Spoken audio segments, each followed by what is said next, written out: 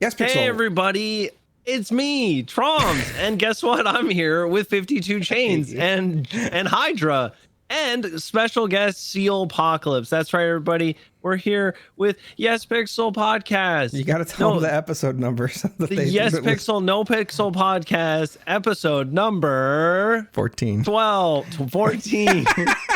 I'm so glad you're here, man. I'm so glad you're here. You really Thanks, man. I've been here for every episode.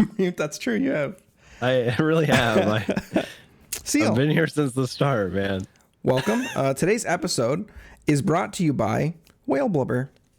What? You shouldn't go thought out. I had the sponsor. You shouldn't go out and get it, but if you do, you know where to send it. That guy right there. Thank you. I will take every all whale blubber, or unless that's for someone else. But I will hoard all whale blubber. But yes, I am the real Seal. It's good to be here. I'm very famous. People always talk about me. I have a massive following. If you don't know me, I don't know. I don't know what to say. I don't think you can say you're the real Seal. Listen, that guy, he's like a musician or something. Yeah. Yeah. Hey, guys. Henry Olesgen Odiola Samuel Odiola? was born on 19 February 1963 at St. Mary's Hospital, Paddington, London, to a Nigerian mother, Adebisi, and an Afro-Brazilian father, I didn't know you had Francis. a brother Seal. He was raised by a foster family in Westminster, London. You're from Westminster? Doxing me? Oh man, I didn't know I was gonna get doxed in this podcast. What the sorry? Yeah, everyone's been doxed so far, so it's because when you join the server, we grab your IP, and then we backtrace it. So we can get up to 7 proxies. So unless you're behind 8 proxies, we got you. We got your number. I'm actually behind 8.1 proxies. But then how did I just dox you? Sealpocalypse. Oh, that's right. You just sent me all your information. My sweet little baby boy. Contract. I don't know if I'm a sweet baby boy. I'm more like you're like a tart boy. Baby boy. Savory. You're like the one I want to protect. Like somebody who I look at, I was like, that's my guy right there. That's my fucking guy. Seal, tell us a little about yourself. Who do you play on No Pixel? Well, I play someone called Booby Boolderman. Oh? A lot of people, Booby Boolderman. A lot of people call me Boulderman. Wait, do the voice. Do the Bobby voice so they know who it is. The OG classic voice, or yeah, show us. Sure, can you give us a timeline of voices from oldest to newest? Yeah. So when I first created Bobby, I was basically inspired by Morty from Rick and Morty. So it would have been like, "Hey guys, sweet Bobby, how's it going?" And over time, doing that voice actually did some strain on my voice, so I kind of toned it down to be more of a self-insert character voice. But same. Originally, Bobby was just a construction worker walking the streets of Los Santos with a head injury, so he didn't know anything. He just had like a total mental wipe. And over time, he started taking like odd jobs here and there. He used to rob the jewelry store, and instead of like pawning the, I think it was watches back then, he would just go to people and give them out to anybody he sees. He'd give them a free Rolex, basically, like Robin Hood type of stuff. That's funny. And then nice. I started working at Pillbox as like a secretary / janitor / assistant nurse for like Dr. Agnes and Tora Andrews. Fortunately, both of them are not active in the server anymore. But with Tora Andrews, I got into DOC as a medical doctor, and then got into the ranks of medical director for prison. Did some medical RPs, pretty cringe stuff, and then became a correction officer. Went to being a cop, and now I'm a cringe cop on JRP. Do you have other characters? Not really. No, I have my Doberman, but Bobby's probably the main character I focus on playing. I got 4 things to say about that. First, He's got an itemized list. You weren't committed. Now I know that you're not a great role player because you didn't commit to the bit. What, your voice was strained, and that's why you stopped playing a character? Really? Exactly, 100%. And second, your character was a crim. He was a crim robbing jewelry stores, and you made him a cop? Yep. He actually joined DOC with a criminal record, which was surprising. that tells me the SDSO, man, they're not even role players anymore. They don't even do the basics, the minimum, background checks. Listen, And go on. the third thing is you're a one character Andy, okay? And that one character is a self-insert.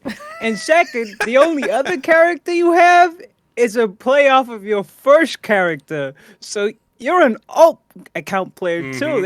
How many rule breaks did you just list to us today? Jesus. I also go OC nonstop, constantly True. joining people's streams while I'm in the server and talking That's so to them. funny. Love to metagame. Let's see what other rule breaks. How'd you let this guy on the podcast? Really? We had to change. We had to get him out of here some way. I thought we just let him announce all of his crimes publicly. This isn't actually a podcast. It's a documentary. It's exposing of Sealpocalypse. Would you like to have a seat over there? When you were given the list, Chains, I thought you were talking about Seal, but I'm pretty sure you actually meant yourselves, I think you right? named yourself. Yeah. Wait a minute. Double coat. Welcome to the double reality show where it's not just here for Seal, it's also here for 52 Change. You're going down, you scum lords. I don't think he has actually an be a alt that's self-reflection, actually everyone. Carmine, but hold on. Uses his own voice? Kind of a self-insert. Kind of a self-insert. Maybe 52 is Used a to be a character, and crime. Carmine's me. Whoa. You know what? You're right. I did used to. No, I only got charged with one crime on That Carmine. makes you a 11 crim. months. That makes you a crim. No, but listen, it was accomplice to a house robbery. It's because I drove the guy to a house that he was robbing, and I got caught in the crossfire. Okay, it wasn't fair, and it was a SDSO sheriff that did it to me. So that's where all the Sheriff. hate came Colombo. from. Oh, now we That know. we found out finally why this man hates the SDSO. They arrested him one time root for of the doing the thing drama. that he was arrested for. Yeah, well, yeah. Seal, Yes. you had to apply to the server. So we want to know about that. Ooh. So tell us, Did I who apply did to you the server? apply with? I don't know. Let's find out. Yeah, talk to us So about your if you joining. did apply to the server, who did you apply with? And more importantly, how many application attempts did it take? 0 application attempts because I was actually grandfathered into GTA RP because originally I was playing No Pixel Armor roleplay. Nice. But Silver Lake OG used to be PD for that, but then I stopped playing for a little bit. But they had like this forum post. So it was like, if you respond to this or something, we'll whitelist you for the GTA RP server. So I was like, oh, okay, yeah, sure, why not? This is like literally when things are starting off. So it's like Yeah. pretty bare bones. 1.0. And I joined the server once, made my character, and I was like, I'll come back later. And that coming back later was after the boom and everything, where it's like, you know what? RP seems like it's pretty fun. But yeah, originally I just played on, Silver Lake. I was playing Armor RP back when Armor 3 Live came out. I don't know if anyone here ever played that. Play a little. But, Play a little. Hated it. Oh man, I could talk a lot about the like drama and problems of Arma in general, but that's like a whole different thing. But yeah, didn't have to make an application. I don't know if saying that might be a problem now. Admin's gonna watch this and be like, No, No, we no, actually had somebody else. Yeah. Yeah, we have That's lots of comments people. be like, we're gonna ban you off the server now, so you make an application. As long as you don't help other people like get an advantage to doing their application, it's fine. Well, he doesn't even know what's on the application. Yeah, he's never even seen had it, to so- do it. I know, like back in the Armor one, I think they had to make one for the Armor one, and like one of the questions was like, oh well, I can't. You make sure we have to censor this question now, so we know people don't, use it in their application. It was like, you see a frog in a slot, what do you or a sloth, what do you do? And I think it was just a reference of Coil being the whole like sloth thing. So you'd be obvious like, I hate the frog. I think the frog should die. Never want to see that frog again. And I love sloths. But Perfect. yeah. Yeah, just like yeah, of course I'm on your side, man. I got you. Hated that question, man. I hated that question so much. I'll check with an admin to make sure that us having that question on there is not going to get you in trouble. It's a very interesting question, and I feel like you kind of have to have like background knowledge in the server to kind of get that right, or at least background knowledge in Coil. Shout out to the creator of NoPixel. Always Yeah. respect. So on the application I did, which is probably way different than the one you did back for Arma, there were a lot of interesting questions, and I took them like as writing prompts rather than like role play scenarios, and I think that worked out pretty well for me. I think that's like what a lot of servers do nowadays is they make questions based on how you react in like a scenario for like RP, and base it off your response and how good you be on the server. Yeah. Obviously, if I was applying to the server now, I would just go on Fiverr and hire someone to write my application. Like, See, I'm telling you, man, it works. It's like an ongoing bit that we just anytime somebody's like, I had to apply 6 times. I'm like, why didn't you just hire somebody from Fiverr for $500? I remember saying stuff about that. I was like blown away. Like, I feel like making an application or expanding on it shouldn't be too hard. I don't know what the questions are on it now, so it could be a bit of a biased view on it. Yeah, I mean, I assume it's changed since 2019. But like, it doesn't matter what the questions are. It's about what they're aiming to understand with those questions, and it's how well you can role play. And if you get it, you just get it. You just know what your answer should be. You know that you want to focus on interactions. You don't want to just be like, some guy rolls up to you and he is very angry. What do you do? Shoot him and in then the you're not face. just gonna be like, shoot him and then shit on him. And then I take his corpse and then I eat it. Yeah. And then I run his pockets and get everything. Like, I call my dad Michael J. Block. a lot of like when I did it, a lot of my stuff with Moosebeard wanted to make like a pirate crew. That was his whole thing. And so Gave up on that dream real quick, didn't you? Oh, I had a little bit of a crew for a while. Yeah. But it was like, I believe there's a question like, oh, a guy he approached you and he was mentally unstable. And I was like, I believe I said with Moosebeard, I was like, this guy seems perfect for my pirate crew. So I was like, I'm going to recruit the shit out of this guy. I can't remember. But like being a streamer and whatnot, especially like 2019 when the big boom hit and I'm on the server and people are like, how? I need to know. And I was like, well, I'm not going to tell you, but if you know anything about roleplay, just like use that knowledge. Like it's not difficult. Yeah. Like just try to make a fun interaction. That's like all you need to do. Try to make something fun. And if the people reading it go, hey, that seems interesting and fun, it doesn't have to be original. Like it's a big ask to be original these days, right? Especially on NoPixel. There's over 40,000 characters that have been created on NoPixel in 3.0 alone, right? It's a really big ask to be original. It's not a big ask to be interesting, right?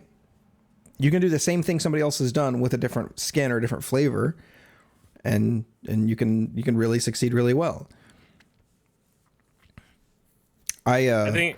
Go ahead. I think the people that like have had their applications like decline multiple times, I think probably the reason they're having that happen is they're getting too over fixated on making sure they have the right thing and not just doing what RP is kind of just going naturally with stuff, like going with the flow of things. They'll get hyper focused on it. They'll be like, is my answer right? Or did I do the right thing? Yeah. Besides rule breaks, you're not going to have a right answer for RP, because RP very dynamic. It can go any direction. So I think people just need to remember that if you're going to do RP, make sure you know it's something that's fluid. You should say yes to things always. And that, see, what's the third thing I was thinking? Make sure it's fun for everybody that's involved. If someone's not having fun in RP, then what's the point? Yeah, true. This is why I fucking love you. This is why you're actually one of my favorite people to hang out with. You get it. I'm gonna tell a little bit of a story. This is involving Seal. A little while ago, I, for whatever reason, decided it would be funny. I think I was recruiting for PD Toe, and I got a phone call, and it's is it Robbie? Robbie Duberman? Robbie Duberman, yep. Robbie Duberman. Seal's alternate character, his other self-insert. And he calls me up from prison, by the way, because he's a lifer, and he says, I want to be BD Toe. And logistically, this doesn't make any sense because he's stuck in prison. But I went down there and I gave him an interview anyway, and hired him actually, because I was thinking during the interview it would be really good if I, as a cop, could somehow like get you out, put you on the streets, and make you do PD Toe, just like us hanging out for a little bit, just me as your keeper watching over you. So it ends up happening. I think I took Robbie and Snobby, who's Mr. Times Duberman as well. I bring both of them. I got like permission from Lafayette, the warden. He ends up calling out like Michael Robinson and a couple other like DOC members, and we're all there. We're watching over the Dubermans. We're all doing PD Toe as like a group of 5. It was great. But afterwards, I get a text message in game from Lafayette, and he says, I was reached out to by PD Command, and they said they loved it and they want to see more of that. Holy I was like, fuck. what? Not what I was expecting. Yeah, that's what I had no idea. I did it the one time and I was like, that was fun. Like, nobody died, nothing bad happened. Everybody was like, there was actually one moment where I think there was like 12 of us standing around in Mission Row. The Dubermans had to use the bathroom, I think, I don't even know what you guys did in there. You sabotaged the place, but they had to use the bathroom to destroy it. Yeah, that's what that's exactly what I thought. That's why I didn't go in there. So the Dubermans had to go to the bathroom, and when we're standing outside the bathroom, a ton, like, it was like you couldn't make this shit up, but like every cop that had been a former DOC and knew of the Dubermans started walking past, and they see the Dubermans and they're all pulling their weapons out like, what are you guys doing here? Like, it's just like this reunion of like a dozen different people who were current DOC, were former DOC, or were alternate characters who were also DOC or lifers. It was just like an out of prison meeting at Mission Row. It was very That's great. wholesome. Yeah, the whole thing was it was really good. I kind of expected it to go a little bit like worse. Like I was waiting to like stem tides and like, you know, breach the fallout, but it went well, and it was chaos too, so it was good. Yeah, Actually, controlled chaos. It was fantastic. I really need to know more about this, so I would like you to tell us the story of the Dubermans, please. I need to know. I need this meta. So the Dubermans basically started off as a shitlord character that I just did for a one-time appearance where I'm like, hey guys, I'm Robbie Duberman. And obviously he's, you know, same exact name as Booby Boolderman. I was like, I need my application form for the lifers so I can fill this out and all that stuff. And it starts to segue where more and more people were making characters based off the Duberman name. And, you know, originally I didn't make this character like any lore. Like quite literally, just shitlord characters show up one time for the joke of, hey, I made a prison lifer. Ha ha ha. Look, that's so crazy. But then we started getting more people in on it. Started creating lore behind it. So right now, the established lore for the start of the Dubermans is that we've cloned a part of Bobby, and he's now has quote unquote prison children, where all these clones have been created. They're all in jail for like 250 times whatever charge they have. So for Robbie, it's 250 times poaching, because my character, I made it so that he hates fish because he doesn't want another like evolution happening. He's like, one's enough. I don't want like a superior human race to like come out now. And then he's like, I'm gonna stop any fish from becoming a human again. And that's why he was in jail. But Fish genocide? basically fish genocide, yeah. Okay. Kind of like kind of into like pirate stuff, maybe. I don't know. Oh, Maybe would you say it was some kind of like Sealpocalypse? Oh, perhaps. Who knows? Cut, guys. All right, we're gonna have to get that out. Let's hey, editor, can we get you over here? We gotta get you to cut this live. Can we get this cut out of the podcast live, please? But yeah, now we've just been expanding on that lore. I'm so happy with all the people that join in on it. It's basically I would say like it's a Dan clan. All right, buddy. You good? I think Seal? Seal's mic just cut out a little bit. Oh. He said the magic word. He said dead Dan Clan and all the Fingles combined all their power to take him out. They're hitting me now. They're hitting my VPN. Oh my god. 8.1 proxies are not working. Once you Chiefs onto you, it's game over. You guys are the prison Dans or like the prison Littlemans. It's great. Are all the Dubermans? They're not lifers, right? They just go to prison a lot. No, They're all pretty lifers. sure they're all lifers at this moment. Okay, I've actually Ah, never so interacted with a out of- Duberman somehow. All my time on Littlemans, all my time on John Hydra, I've never interacted with a Duberman. Dude, we had the Little Duber Dan raid one time, and it was the Dubermans, like the Dan. It was DanCon was happening. For some reason, there was like 6 Dubermans around, and I think we had like maybe it's just me and Jim. There might have been another Littleman there, but yeah. That was good. That was a good raid. That's when one Duberman perma'd and Brim Littleman, I think, perma'd as well. They're the ones who were buried. That was me. You were the Littleman that Brim, or the yeah. Duberman. Wait. So wait, you have 2 Dubermans? No, I had one Duberman, but I was playing the Brim Littleman character. Oh, Brim wait, Littleman what? perma'd. Dude, I didn't even know. Wait, so I'm buried next to this guy? What the fuck? You're buried next to him and a Duberman. Ugh. I'm not sure who the Duberman is. It's one of the DOC, I believe, or former DOC. I don't know. You know who the original Dubermans, Littlemans, and Dans are? Who they were? The Rickies. They were the first to do the whole, everyone like a cultist of one character trope. Is that true? Yeah, Rickies. I think I so. think That's so, like yeah. OG lore right there. Yeah. And now a new generation, the Randalls. There was like fucking 10 Randalls on yesterday or some shit. They're not even like attempting to make them different. It's just The same character, same voice. They're all using like Old man with the dementia. the sound box.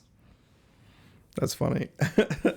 Here, I got a really good picture for you guys. And guess what? It's gonna be in the show notes this time too. Yeah, But, sorry about the last of the dog. I couldn't. What are you gonna do? James Randall has he's got a new model coming up for Mr. or Space Boy's got a new model for James Randall. Putting it in the show links. Yeah, hold on. Why doesn't he use a Rickbacker? Mel? Yeah. I think it's just Mel's like a very played out character, and he's done everything you can do on him, and I understand wanting to do something new. I mean like the same what the hell is this? That's his new model. It's just the belt on his pants are like up to below his fucking chest.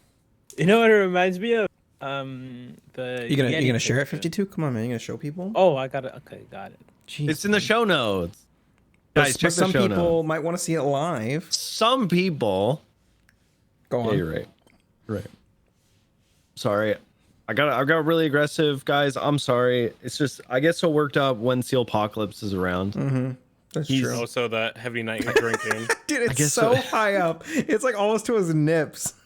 Oh well, if you're gonna show that, I might as well just give the whole clip so you can watch the whole clip. I hate watching videos. Why? Somebody said that in the last episode. They're like, I hate watching videos. I hate it. I can't stand it. It's the worst thing that we do as a group. Yeah, I think I don't know. I think video content's interesting because we watch clips and they're relevant and it gives us something to talk about. And people that are watching get to watch it live with us, and the people that are listening can listen to it and then go back and watch it later if they want. Listen, I'm not getting any views from it, man. So it's honestly, it's not my content. Yeah, I can go. Listen, I'm gonna go pull some of my content quickly. We can watch that. Yeah, let's do it. I'm down. No, You're not supposed to go with it. stop It's part of the watching. bit Oh, that sorry. you don't. It's like just it. loading forever No. for me. 52. Can you fix this? Oh no, I haven't played it. You want me to play it? Oh, okay. I see. Yeah, go for it. Like skip like 10 seconds in because he doesn't reveal. He's literally just laughing and Till about 10 seconds in. Do you guys see anything watching yet? all of it. No, Okay. 52, we're waiting on you. it's not capturing, right? No, it's just like 2 circling squares. So I don't like watching videos. Well, this has literally never happened before. I can't believe the unprofessionalism in this podcast. Oh my god. goodness. What can you say? I think we'd have our shit together after 8 episodes, but we. This man doesn't even know how many episodes we've done. There we go. Are you ready? We're ready. Hello. Oh my god. Wait, why is his ass so high? Wait, what the fuck? It makes his torso looks like it's a foot long. He's got them Beyonce legs. Hello. Oh man. Does he use a voice modulator for James Randall? No, dude. And he didn't for Mel either. He's just that good. Space Boy's crazy talented. He's really fucking Yeah. good. And I'm not gonna lie, he is one of the biggest hearts on the server as well. Yeah, he rated Like- you last night, and I was like, "Yo, what's up? We love this man on the podcast." He doesn't. Because I've watched him since like when I first discovered Vader, when Moon first took up RP, like the summit times. Like I've watched him since very early on.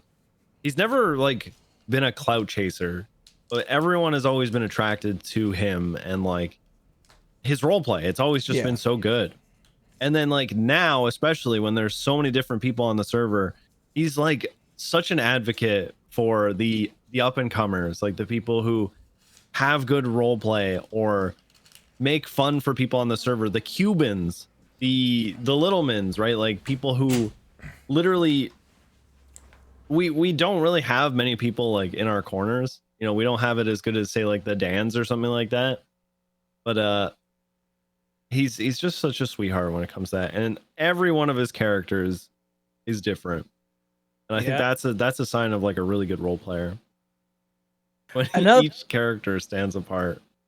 Another thing I noticed about him is he's never involved in server drama. Like, Oh, yeah. I don't think I've ever seen him in the crossfires with any type of server drama. Yeah. I think Space Boy is like the most optimal or like perfect role player somebody can be. I agree. He's had like huge stories too. Like the Mel almost perma, right? Like he's done really good serial killer stuff, or not like serial killer, but like serial assaults and killings on his like main character essentially, right? Because he was a Mel main for a long time. Yeah. I think it's brave. I think even now, which I feel like I'm like at the point where I'm over it. But I feel like even up till recently, I guess I should say, I was fearing consequences. Like I've been trying to like foster a new criminal character and like actually try like an element of the server that I never really got into. You know, because we do Littleman crime, I had my pirate character, did a tiny bit of crime, but nothing big. So, you know, I do want to try like some of the other stuff that people on the server have fun doing all day long. And I found myself immediately like fearing consequences, like being afraid of getting caught. Which I think is like an old mentality, but it's not something that's like really apparent on the server now. But being afraid of like going to jail or something, or like having something on my record, that was a huge concern early with Moosebeard. Even though I knew I wanted to make him a crim. Yeah, I know what you mean. I feel like now when people like if that fear was still there, people wouldn't run from misdemeanors like traffic stops and shit like that. But because that fear is not there and people are trying to get into them chases, it all depends on the character you're playing too. You know, if it's your main and you're a main white collar crim, like trying not to get caught but commit crime. Yeah, I don't know where I was going with that. Did you feel that way on Carmine?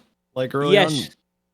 You're like trying to 100%. just very heavily avoid consequences, but you still walk that line where you're like, if I do it, I'm gonna try to get away with it, right? Yeah, 100%. Like I've done a few things on Carmine, like sell my legal class ones, launder shit, but through the casino, keep secrets for people, put hits on people, crimes where if I did get caught, I could, talk my way out of.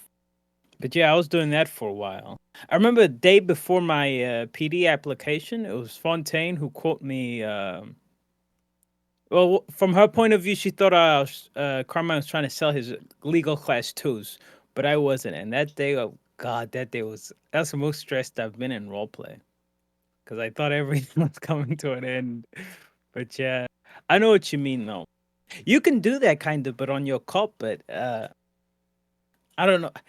The thing is with streaming full time and having a main character, jeopardizing your character's position on the server could have like OOC ramifications. Yep. Mm-hmm. Yeah, so So I kind wish of I would go for it. I was gonna say, diving back into what we were just talking about, that's why I was like, Space Boy's so brave. Right? Like Mel was that was his character, and he would do anything. He would shoot people, they would die. He would go the full court route with it. He would take his consequences. He'd fight his consequences, right? Like his like consequences of his actions. So good. Yeah, that burger shot murder, was it a cop that was killed?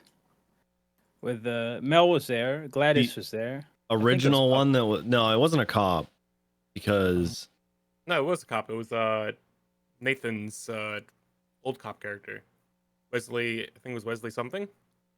but that was the most recent one. No, I'm talking about last year sometime when Mel was literally going to get the death penalty. That the recent one, like a few, I don't know if we might need to edit this out, but I'm pretty sure one guy got banned because he didn't want to deal with the ramifications of what he did in roleplay. Like he went on a Twitter rant because that guy got the nines, Gladys got the nines, and Mel got the nines too. And he went on a tangent on Twitter, and I think that led to him getting banned. I'm pretty sure because he was arguing with admins on Twitter. That's one thing you don't do, okay? Don't vent on Twitter about roleplay shit. And if an admin fucking comments on that Twitter post, just I don't know, fucking backpedal. Well, but yeah, it's an opportunity. And I don't see why people see it as anything but that. And this is, like I said, this is something that took me a little bit to get over because I wasn't seeing it as an opportunity at first. And it wasn't even until like, say, Moosebeard was temporarily removed from the PD that I really started looking at big changes, big things as opportunities, right?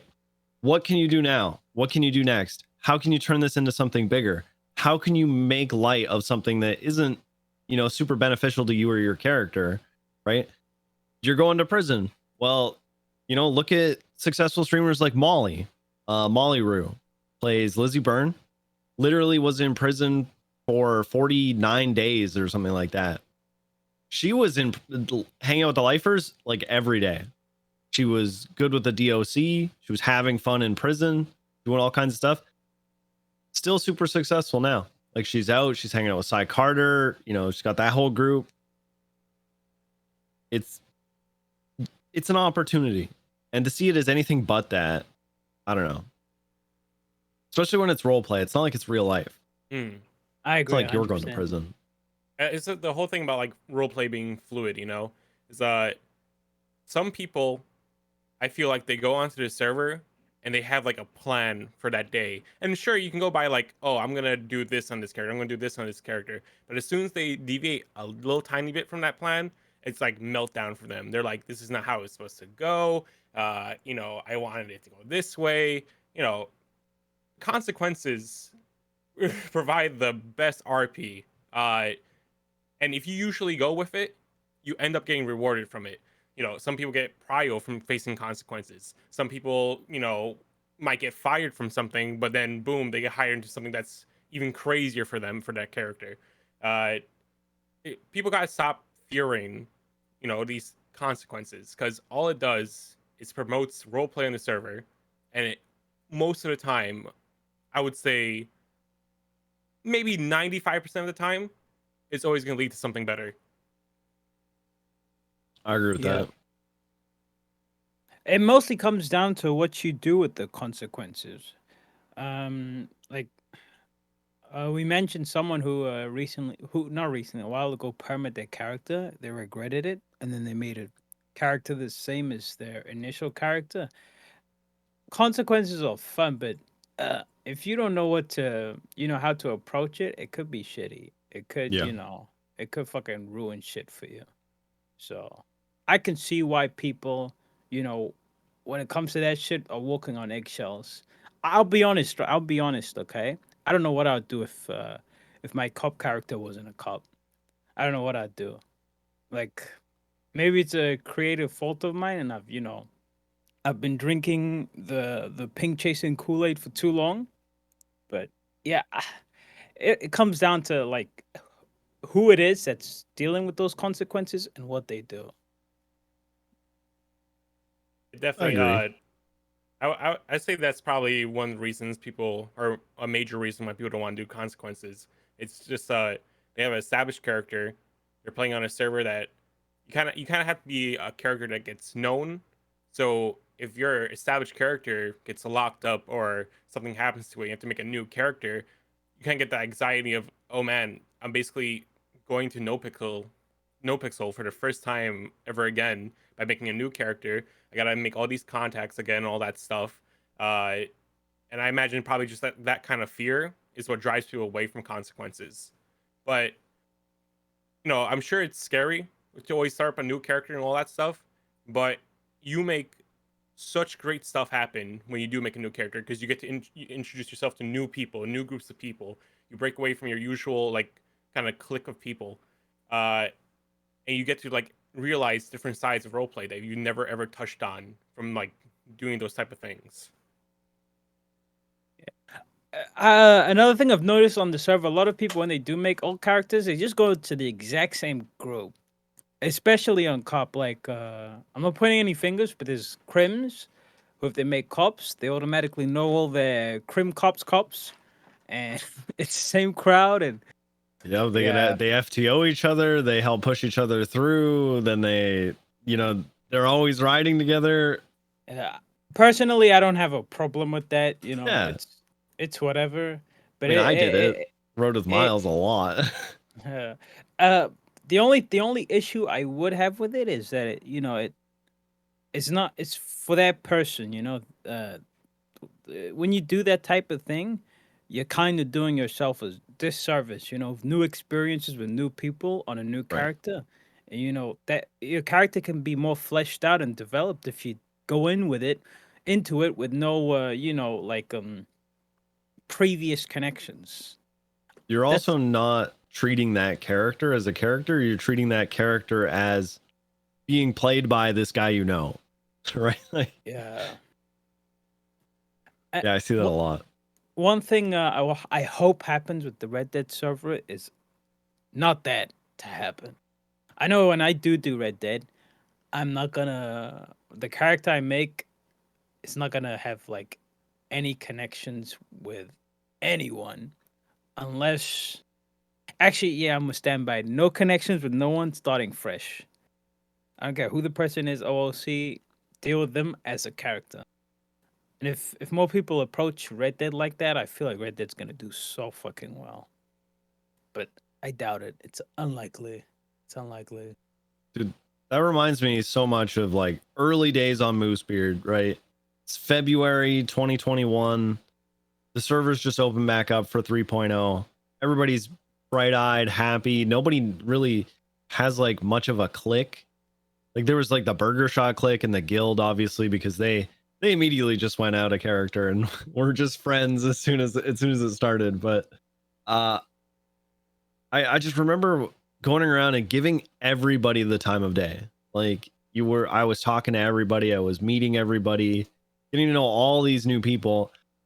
I feel like that's also what's helped Moosebeard be in the place he is now, is because everybody knew him. Like everybody could. It was the guy in the red jacket with the. He was pretended to be a pirate. Like he's a pirate. I would talk to everybody. I'd meet everybody. Was good with everybody, almost to a downfall. Yeah. You get to meet so many cool people, just like giving anybody the time of day, and not just like looking for your buddies or anything like that. 100%. Yeah. That's how I one thing, like when I first encounter I had with Booby Boolderman, well, the first like encounter where we dealt with each other a lot was at a traffic stop, and it's probably one of the most memorable traffic stops I've ever had, because I didn't know who Boulderman was. I didn't know who the guy I was pulling over was. I barely knew Dan Faley, and well, it was a tow truck, and the tow truck was parked on a yellow line. The guy was in the bank. He walks out of the bank. I call for 77s on the radio. I go to the guy and I tell him, "Hey, you're getting a citation." He starts off right from the rip, starts yelling, and I'm like, "Yes, this is what I fucking want. Someone who's fucking mad." And he gets in his tow truck, starts screaming, and I was on bike patrol because I got punished for doing some dumb shit. This is while I was a solo. This was while I was a cadet, like my first week or two. Welcome back, Hydra. Thank you. Boulderman showed up, and this guy was losing his mind. He was going ballistic. Then he got tased. Then he got cuffed. Then he got taken to MRPD, and he was still going crazy. And I met new characters. I met the lawyer. What's his name? Bill Mays. And Bill Mays was being an asshole to me. Okay, to my cop, and they were asking for. And I ran into Stubble too. I ran into Stubble for the first time, I'm pretty sure. I met like 10 new characters all in the span of 30 minutes, and it felt refreshing. It felt so good. And I wish I could get more of that on the server, but I feel like I've already met pretty much everyone on the server now, or every character on the server now. That's why I love doing like a traffic stop RP. I would just set up on Sonora Freeway, wait for cars to speed by. Granted, most of them are like S pluses, and if I try to catch up, they're already gone in like 1 millisecond. But for the people that do pull over, most of the time they're people I've never interacted in the server. So it's a complete, fresh, clean slate. Talk to them, even if it's just talking to them for a little bit about like I don't know, like where they were going or like about their car. It's just like so refreshing to have that new interaction with somebody, and just like, it's not the same face you've been seeing like all the time when you go to like a bank robbery and all that stuff, or same people that you see hanging around Mission Row PD or SDSO.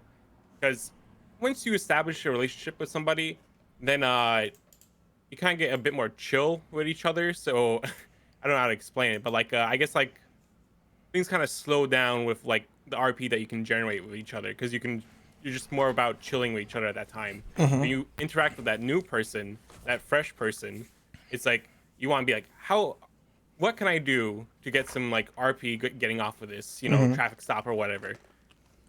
So always, if I ever interact with somebody new, I'm always gonna spend my time with that.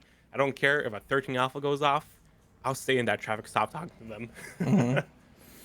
What's your guys' policy on if you pull over like and this is no shame to people who make new characters, but if you pull over a 40,000 ID and they start quoting the SOPs at you, how do you feel about that? This happened to me the other day. Straight up call them out. Be like, it looks like you just moved here. How do you know all this? And try to get them to, give them an opportunity to role play. Like, I know that from another city or something like that. Like, this is a standard operating thing for, the entire United States, that kind of stuff, right? That's actually good. I love that. It would be like if they start quoting exact things. They're like, Well, Bass said in a meeting the other day that this is how things are going to be done. Like, that's when it's going too far, you know? Unless Boulderman Over does it, then it's 40,000. funny. Right? Those are the funny yeah. ones. Like SOPs being changed the day before, and then they're like, "Hey, cuff timer. I mean, reduce my time. Cuff time. What are you doing?" Yeah, I had arrested somebody with the new cuff timer when I didn't even know what the F command was for the cuff timer, and they were like, "How much time do I get off for this?" And I was like, "Bruh, can you try at least to pretend like you don't know?" I think it's funny.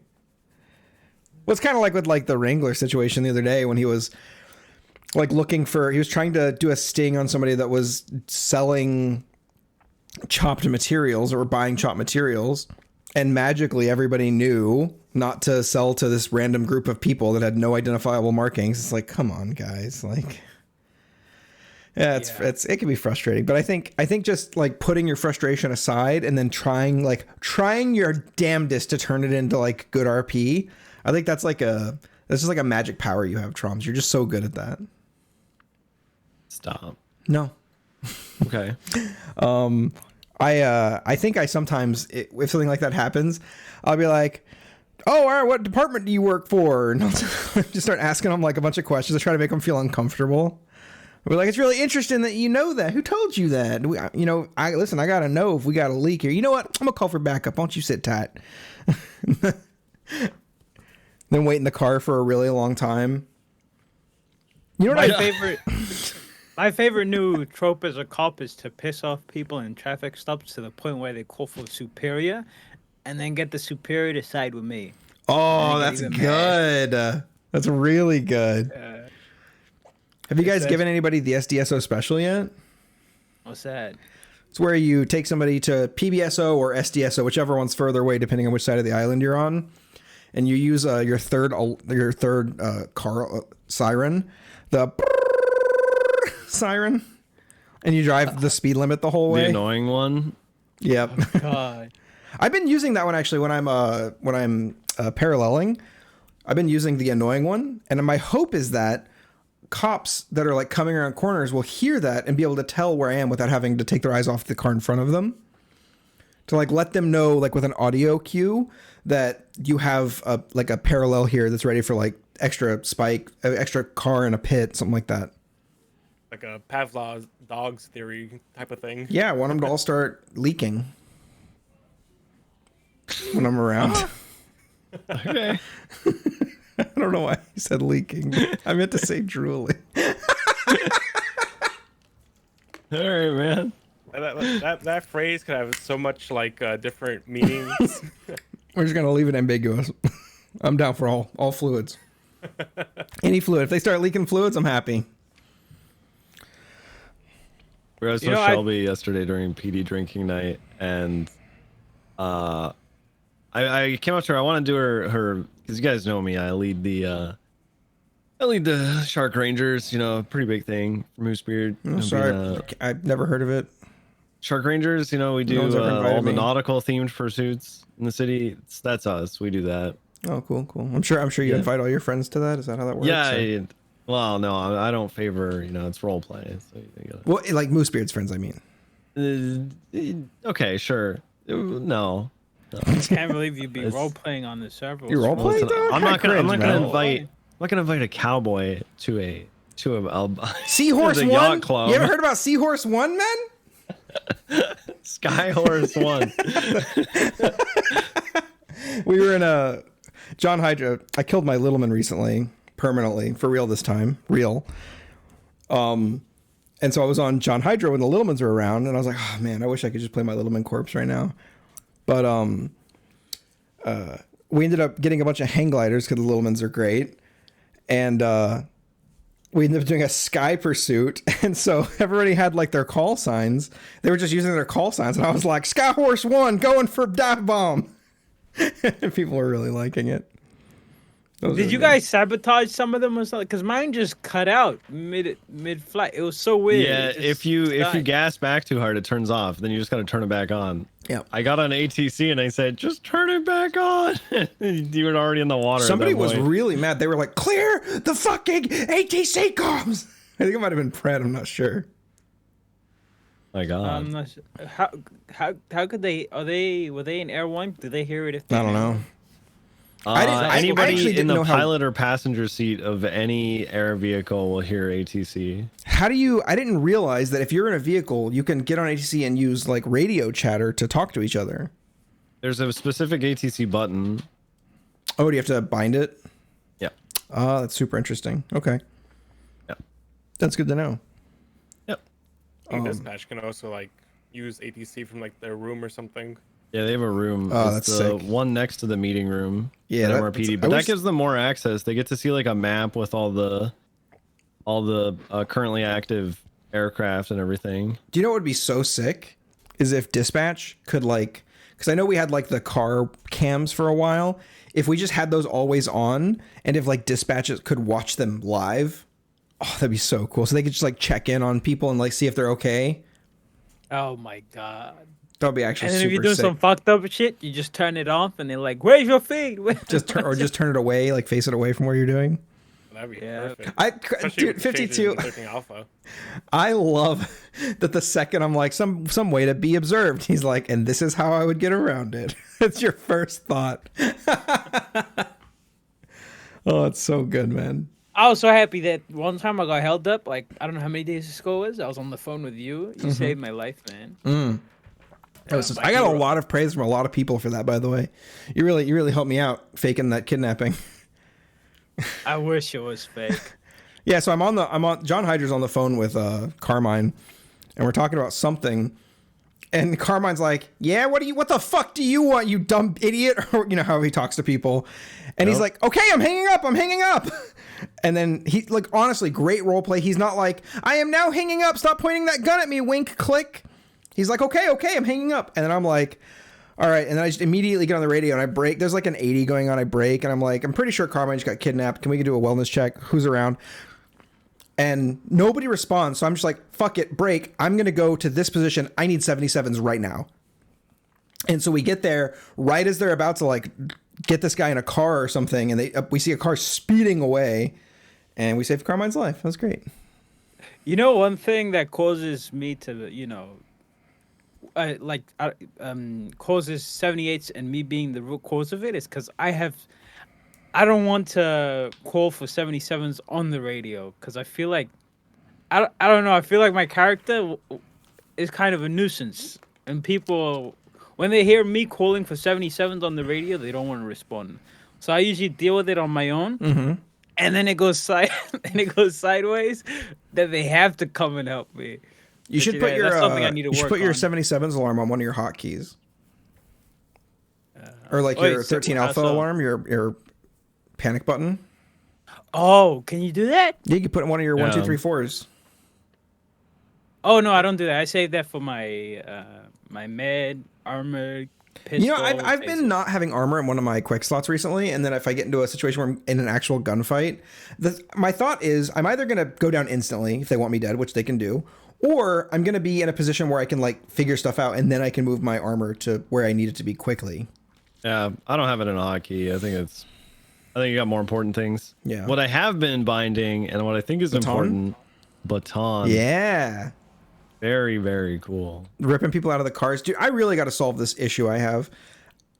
So the way that you use the baton is you can walk up as a cop, you can walk up to the car and you can use your baton and you can use it to like manually eject somebody from a vehicle. This is like people that are not providing ID, that are being really obstinate.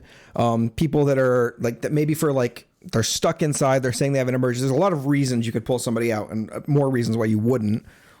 But when you do it, it's just like the handcuff mini game. It's a 1, 2, 3, 4 spinning bracket, and you got to hit like the button at the time. For some reason, since I've started NoPixel, this is since 2.0, my 1 key is actually my 0 key. So there's a 25% chance I just can't succeed on those mini games.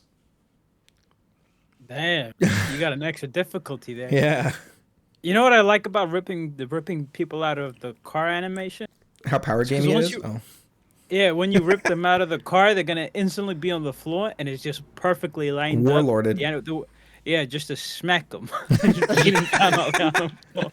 So you can Some rip people them say out. you can't cuff them. You totally can. Yeah. As soon as they're out of the car, just hit the cuff key and you'll cuff them. Just say, yell going for cuffs. Yeah, make sure you yell. You gotta yell that out. You know, it's Yup. actually not in the SOPs. You don't have to yell going for cuffs. It's one of those SOPs, you know, one of the PD announcement SOPs. Mm-hmm. It's I not mean- not in the booklet, but I'm know just what's saying you funny? can do it until somebody told you to stop it. You know what's funny? You have to do it while they have their backs to you. You gotta yell for going for cuffs. But crims, they'll look you dead in your eye, cuff you mid sprint. Yeah, they'll sprint Fucking tackle you, and then three from a perfect delta angle will all cuff you 0.8 seconds after each other, so that you there's no way you could succeed. it's not allowed. It's not. They're not allowed to do it either. I'm- It's not. It's not so let's say realistic. a big gang rolls up to you and does it. What are you gonna do? You just treat them like they're any other person. What do you go? Actually, you can't do that. What You know what I'm gonna do? You gonna is that how you're gonna treat regular old Joe Schmo as well? No, you know what I'm gonna do from now on? If anyone, like fucks up, cuffs me, I'm just gonna OCL redo. Really, dude? Really did, really Spam did. it. RLLYDUD. So toxic. Oh my god. Speaking of toxic, Seal. What would you say is the most like coolest situation that you've been in, and the situation that made you like cringe or facepalm or even consider reporting somebody the most? Oh man, that's definitely a put on the spot type of question. Yeah, we hit you hard here. It's a loaded question too, because this guy was DOC. Yeah, it's kind of hard to come up with a best one right now because I mean, so many great people on the server that have created such great experiences, but I can instantly give you stuff on the negative because working as DOC, you get some really fucked up people that come to that prison, and I'm not talking about people that are just like sent up to the prison, running around the city. Like you'll get people that like make lifers that say some really cringy shit, because you know. In American prison systems, they have like these kind of ideas what happens in there, and those people Hold bring my it into pocket. roleplay. And the soap. And they're Yeah, like that the type of racial stuff. divide role play, which is like cringe. Like, don't fucking do that here, man. We've had people that will come into the prison and kind of go off of that, and it's always awkward when that happens because it's like, all right, buddy, like I can see why you're trying to do this RP, but like, sometimes it's just, people come here for kind of break away from reality, so maybe don't bring reality into the server. Yeah, I would say the negative parts of roleplay has definitely been like that type of stuff. I mean, sure, occasionally, working as DOC, you'll have people that come up there and they'll be very upset that they got arrested. So they either come up to you and just start punching the fuck out of you, or they'll completely ignore you as if you're just an NPC at that point, like a literal Bolingbroke guard NPC. And Beat that ass. yeah, like those type of things have been the negatives. But for positives, like I said, there's just been so many that I've been a part of that it's just like so hard to choose. Honestly, every time I get on the server, I feel like a new best experience happens. Because I don't go in my go into like these situations where it's kind of like content-y type of stuff. So like S+ boosts and all that. I'm not really a car chasing type of guy. Instead, I'll kind of go to like the small things. Like if I see a 911 call or a 311 call, go to those. And usually those kind of spiral into something that's crazy or super fun. Riding with people like with Troms or people like Nesk, plays like Harvey Holden. I don't know. It's very hard to pick a good experience because, like I said, literally every time I get on this server, I feel like a new one's being created. Yeah. Can I add to that? I've noticed something with me and role-playing a cop. Whenever I go to like pings, like boosts or banks, anything that leads 100% to a pursuit, I feel like I'm not role playing anymore, and it takes me out of that headspace. But if I stick to like traffic stops, 911 calls, suspicious activity calls, the ones that could actually lead to role play, I feel like I have way more fun, and it's something that I've come to a realization of really recently. So I don't know if I'll be doing ping chasing as often as I used to. Can I ask a thing? I think I might know why this is true. You tell me how close I am. Sometimes I feel like the same, like when I'm doing a chase, it stops being RP and it starts being how good of a driver am I? It's like a skill check now. And you can definitely still make that role play. And if part of your character is that you're a good driver, I think there's a lot there, but I don't think I personally get a lot out of it. Now, as John Hydra, I obviously want to succeed. That's part of the character. Right? He wants to succeed and be good at all of the things that you're doing in your career. But I have to like use like brain energy to then force myself to like be in character instead of just being able to turn my brain off and be John Hydra. Does that sound like kind of what it's like, or? Yes and no. No, because I don't think there's much role play you can get out of fucking chasing someone all day. And most of the people you're chasing in these boosts and shit, they're not approaching it for the role play. They're approaching it for the mechanics, you know, and what they're gonna get out of it. To them, it's a mini game heist, but 911 calls, people who make those type of calls, they're expecting role play, you know, and it's easier to generate role play when the other party is also interested. So yes, I'd agree, and no, I feel like you could get way more role play out of things that are not mechanically driven. I think as like a content server, it's super important to have both. I think it's really important that we have people like you that want to go to 911 calls. I think there's a lot of times where people call 911 and never get a response, and it's really frustrating. Like you feel like you're getting left behind because there's 3 cop chases going on, and there's, 28 out of 35 cops in these 3 chases. And then you've got like maybe a handful of cops that are like actually like patrolling and stuff, and they don't respond to the 911s either, so it's really good to have 911 calls. I've been doing a lot of like minor calls, like a 1010 is like my big call right now. Like if I see a 1010, I'm like let's fucking go. Or what is it, a 71, right? 71? So for shots fired. Yeah.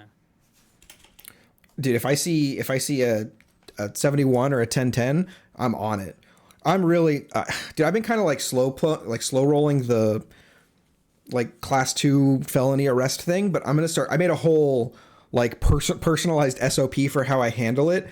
I treat it just like a 1060. Like if there's a car situation, if it's like a felony stop, I call for backup. I let them know that somebody has like a felonious class 2.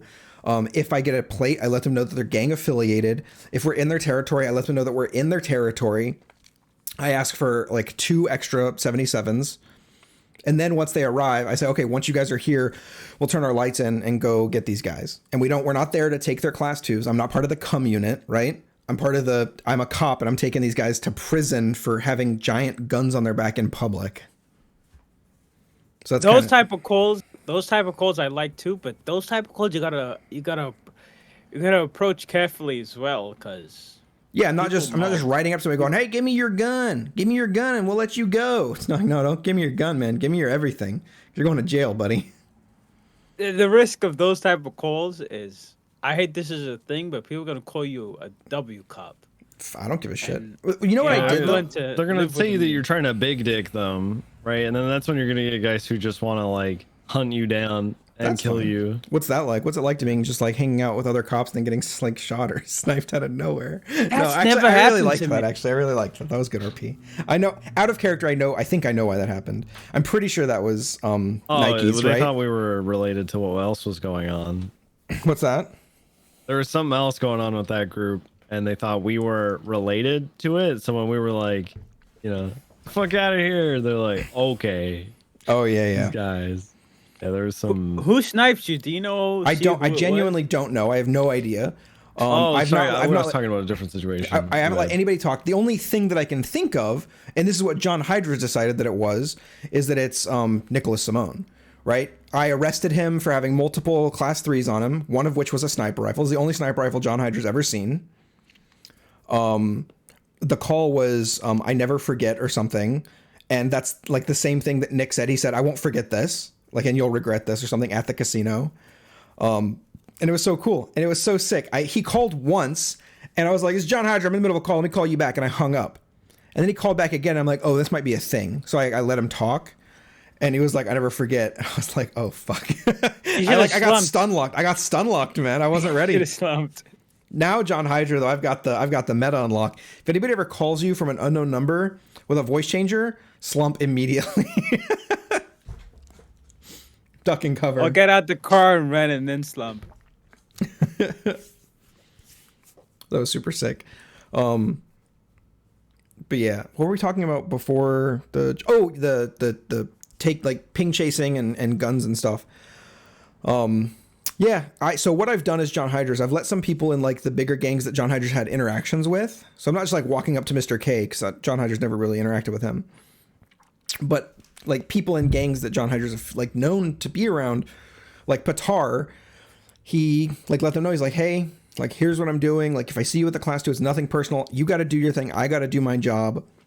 I'm going to go hard, and it's not personal. Like, I'm just doing the work. I want you guys to stop doing this, and it's the law, so that's the way it's got to be. And so far, everybody's been like, cool, man. Yeah, like, we're looking for, like, good. I told Eugene. I told Tony Corleone. I told Patar. John Hydra doesn't really know anybody in, like, CG or any of the other gangs, so.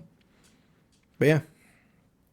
I found out while doing cop RP, the best way to de-escalate any type of situation is just explain what you're doing.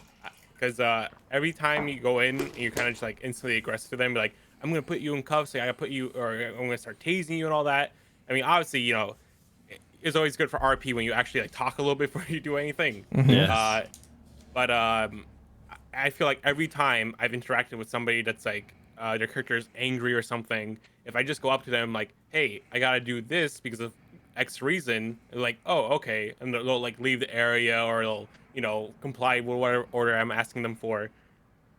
I think that's just like important thing to do. If you're ever in a situation that's escalating, just start explaining what you're doing to people so they get an understanding of why you're doing it, and you're like, oh, okay, you're not just being a dickhead to me. Yeah, I'll be honest, on purpose, I don't tell people. I'm being that's obviously, if you want to play a character like that, go for it. Yeah, during the training that we did, the weekend long training, the last time I did one, what we decided was, and I've had other people ride with John Hydra's like, oh, I really liked how you did this because it gives people like a sense of like understanding of the situation. When John Hydra pulls people over, he goes, Jebediah John Hydra's the PBS, so I'm pulling you over. Like, as he's walking up to him, I'm pulling you over because I got you speeding back there. I just need your ID, and we'll run the paperwork. I'll get you out of here quick as can be. That's verbal judo. Oh, go on. That's verbal judo. That's you trying to make a common ground between you and the person that you are. It's essentially a way to get them to do what you want, but you are doing it in a way that makes you seem like you have their best interests at heart. Oh, so narcissist. Hell yeah, Kim, let's go. Yeah. Hey, yo, let's welcome Kim to the podcast. Yo, what's going on, girl? Special guest Sealpocalypse with special guest Kim. Special guest Kim. What's good? Wait, you can't give Hydra kisses. You can't do that. Yeah. He's got enough girlfriends as it is. He does not want a third girlfriend. I mean.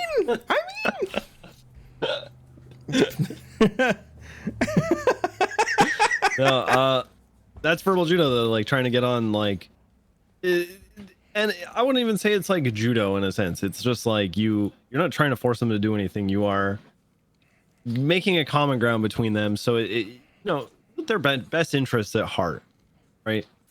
And like you said, when you approach them, you're just like, here's what it is. Well, I'll try to get you on your way. Like, this is just minor inconvenience. You did something bad. I gotta follow the rules, the law, and we'll just, we'll wrap it up. We'll just get it done quickly. You can move on with the rest of your life, right? It's not going to impact you in any way. I also feel like it's like it's also like it's an RP trick going like, hello, I am RPing with you. Here is the thing that I am required to do in the rules that I follow. Would you like to follow up in some way, shape, or form? Instead of just shooting me in the face, they now know that I'm somebody who they can talk to for a minute before they decide if they're going to shoot me in the face or not. Right? I'm like giving them an out to not just panic.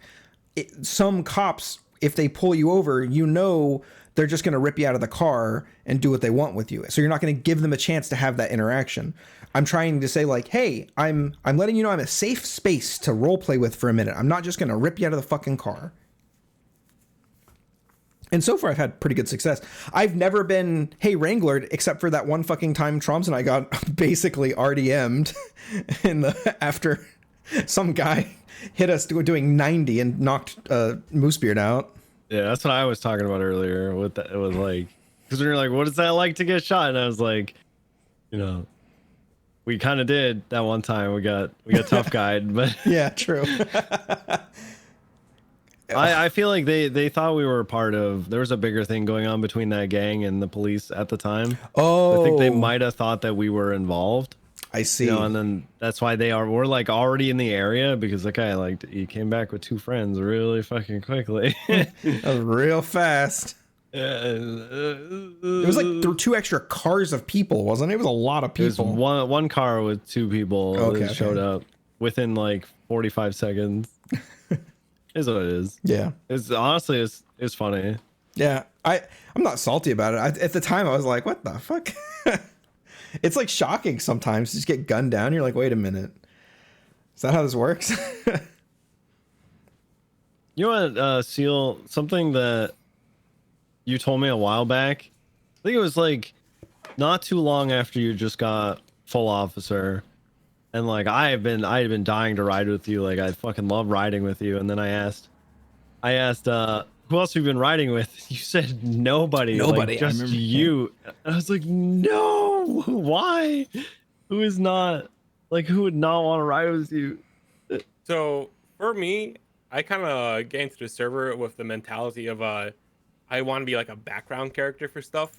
So I'm not going to be like the type of person that's going to go out of my way to be like, hey, I want you to ride with me. You better ride with me. The Harvey Holden way. Yeah, I just wanted to come like up naturally. You know, granted, I do reach out to you like, hey, do you want to ride and all that stuff? But please do that anytime. I know like there's that connection between us where like we have a good synergy when it comes to RP. So like you're always like a good person to like default to for riding with. I will ride with you any day of the week.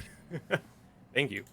But like I say, yeah, it's just kind of like I would say like the background character type of thing going into play where, you know, if we're in a big group of people, I won't like speak much. But if I get into like a smaller group of people, I will have non-stop dialogue with you.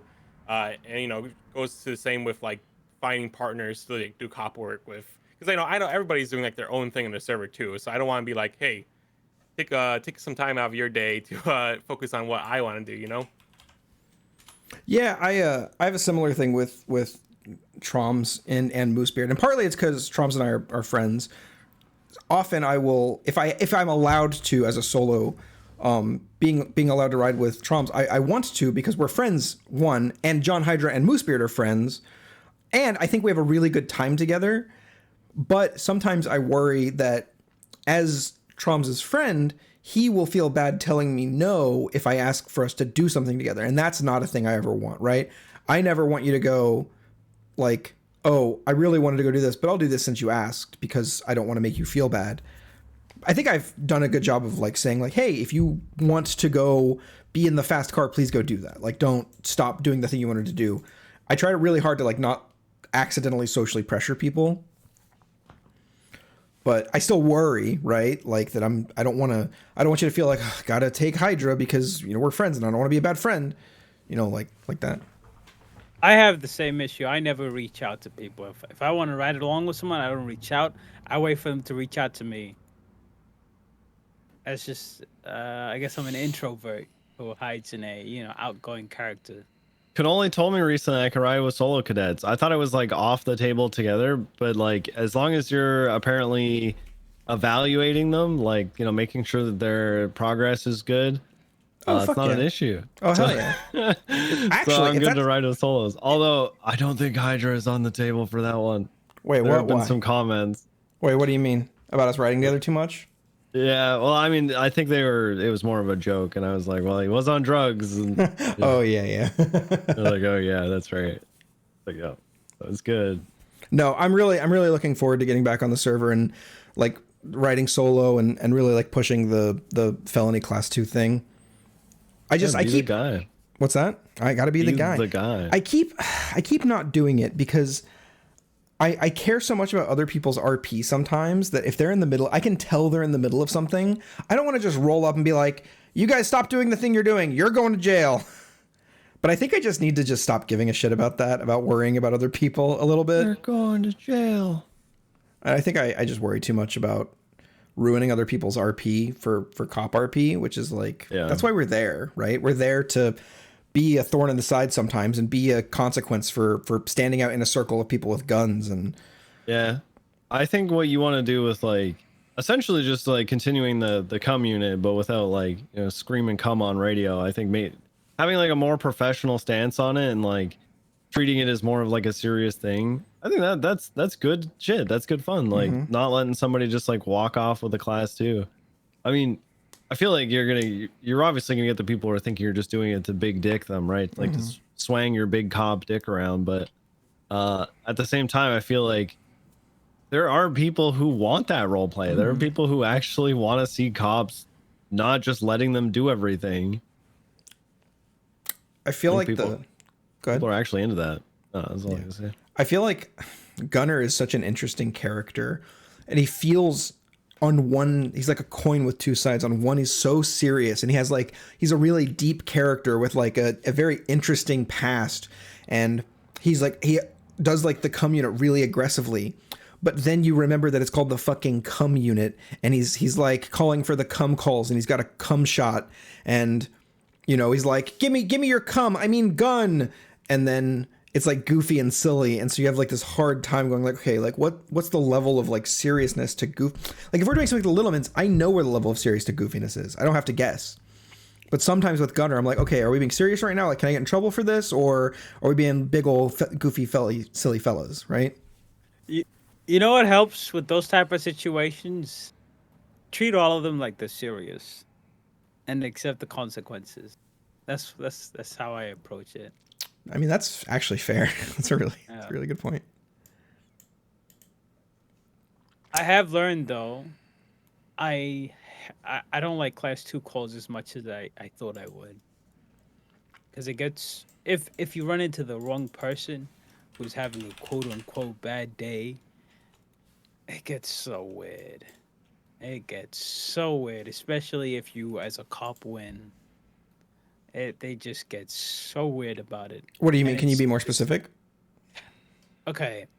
You shoot someone down. Yeah. Let's say there's a class 2 and you somehow manage to cuff them and they hit you with the, really? Are you going to do this? Really? And then they give you the silent treatment in the cell. It's like full stop. No more role play. No more role play coming your way. It just takes me out of the headspace of role playing. So I like back in the day, if I saw a class 2 on the streets, I'd call it out right away. Now I'll assess the situation. I'll be like, okay, do I want to spend 30 minutes pursuing this? And it could go sour. And then if 9 times out of 10, I just back out. I hear that. I think I'm more inclined to kind of like, remember when we got into that chase with the B-class boost that flipped and then the guy fucking lost his mind. He's like, really? You're not going to let us reset? Really? People are leaving the city in droves and you're the reason why. Like, I remember that. Dude, that's exactly, he like shut down and you just kept like antagonizing him to like get him to role play.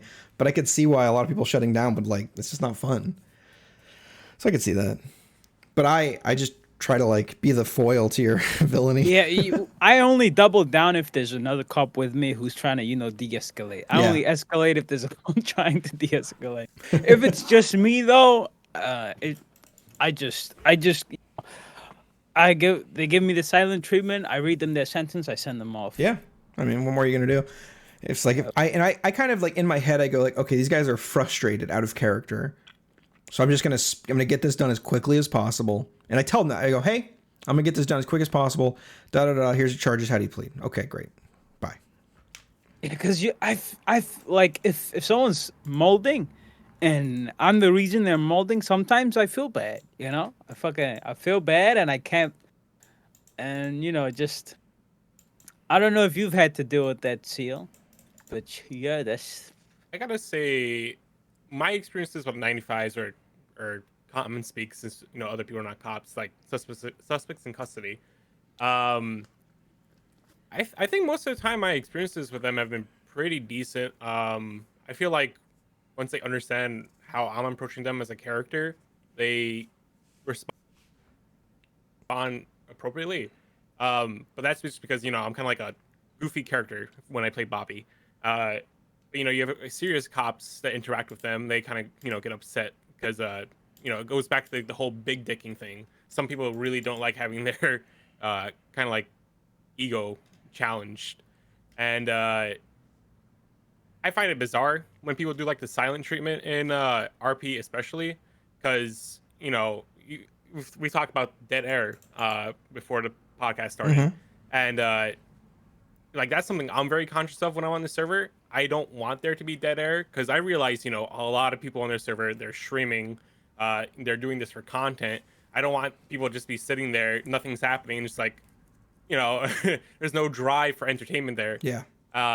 So like I said, it's just bizarre when people do that because I just feel like they're kind of killing the content on their end at that point. I'll still respond to them. I'll still try to interact with them as much as I can, but I can only give as much as you give too. Yeah. But like I said, thankfully I don't think my experiences have been that bad because I just don't tend to respond to calls that are kind of leading to those type of situations because unfortunately, a lot of these calls do drive content on the server, but also a lot of these calls drive molding on the server, and it's just an unfortunate added, I guess, con to like these calls. So hopefully I don't interact with people that are going to be like that, but just how it is, more than likely sometime down the line I'll come across it and it'll be whatever. I'll accept it. I'll get them processed, get them sent up. They don't want RP, that's fine. Yeah. I'll get back to what I was doing and have fun again. Why do you guys think that criminal role players, who I've been there too, when you get arrested, get mad out of character? It's happened to me once. I was on Stanky Leg, and I was literally like accused of doing a crime, and then when I tried to explain that I understand why they thought it was me, but it wasn't me, they wouldn't listen. They weren't working with me. The cop wasn't listening to me. They weren't working with me. I kept saying oh, I'm pretty sure I know who it is and where they are. I could call them and I can prove to you that that's them and not me. And they're like, nope, you're going to prison. And then we go to the jail cells, and the whole time I'm like, okay, can I get a lawyer? And they're like, stop whining, stop crying, like you're going to jail. There's no getting out of this. And and there's a chance that maybe they were just playing a sort of semi-corrupt hard ass who wasn't interested, but it really just felt like this person didn't give a shit about me as a character or me as a player, and just took me to the cells and then left me in the cells for 15 minutes with no anything. And I was literally mid typing OOC when he was like, okay, here's your crime time. And I was like, what about my lawyers? There's none available. And I was like, did you look? And this was before the app was available, so you could see people.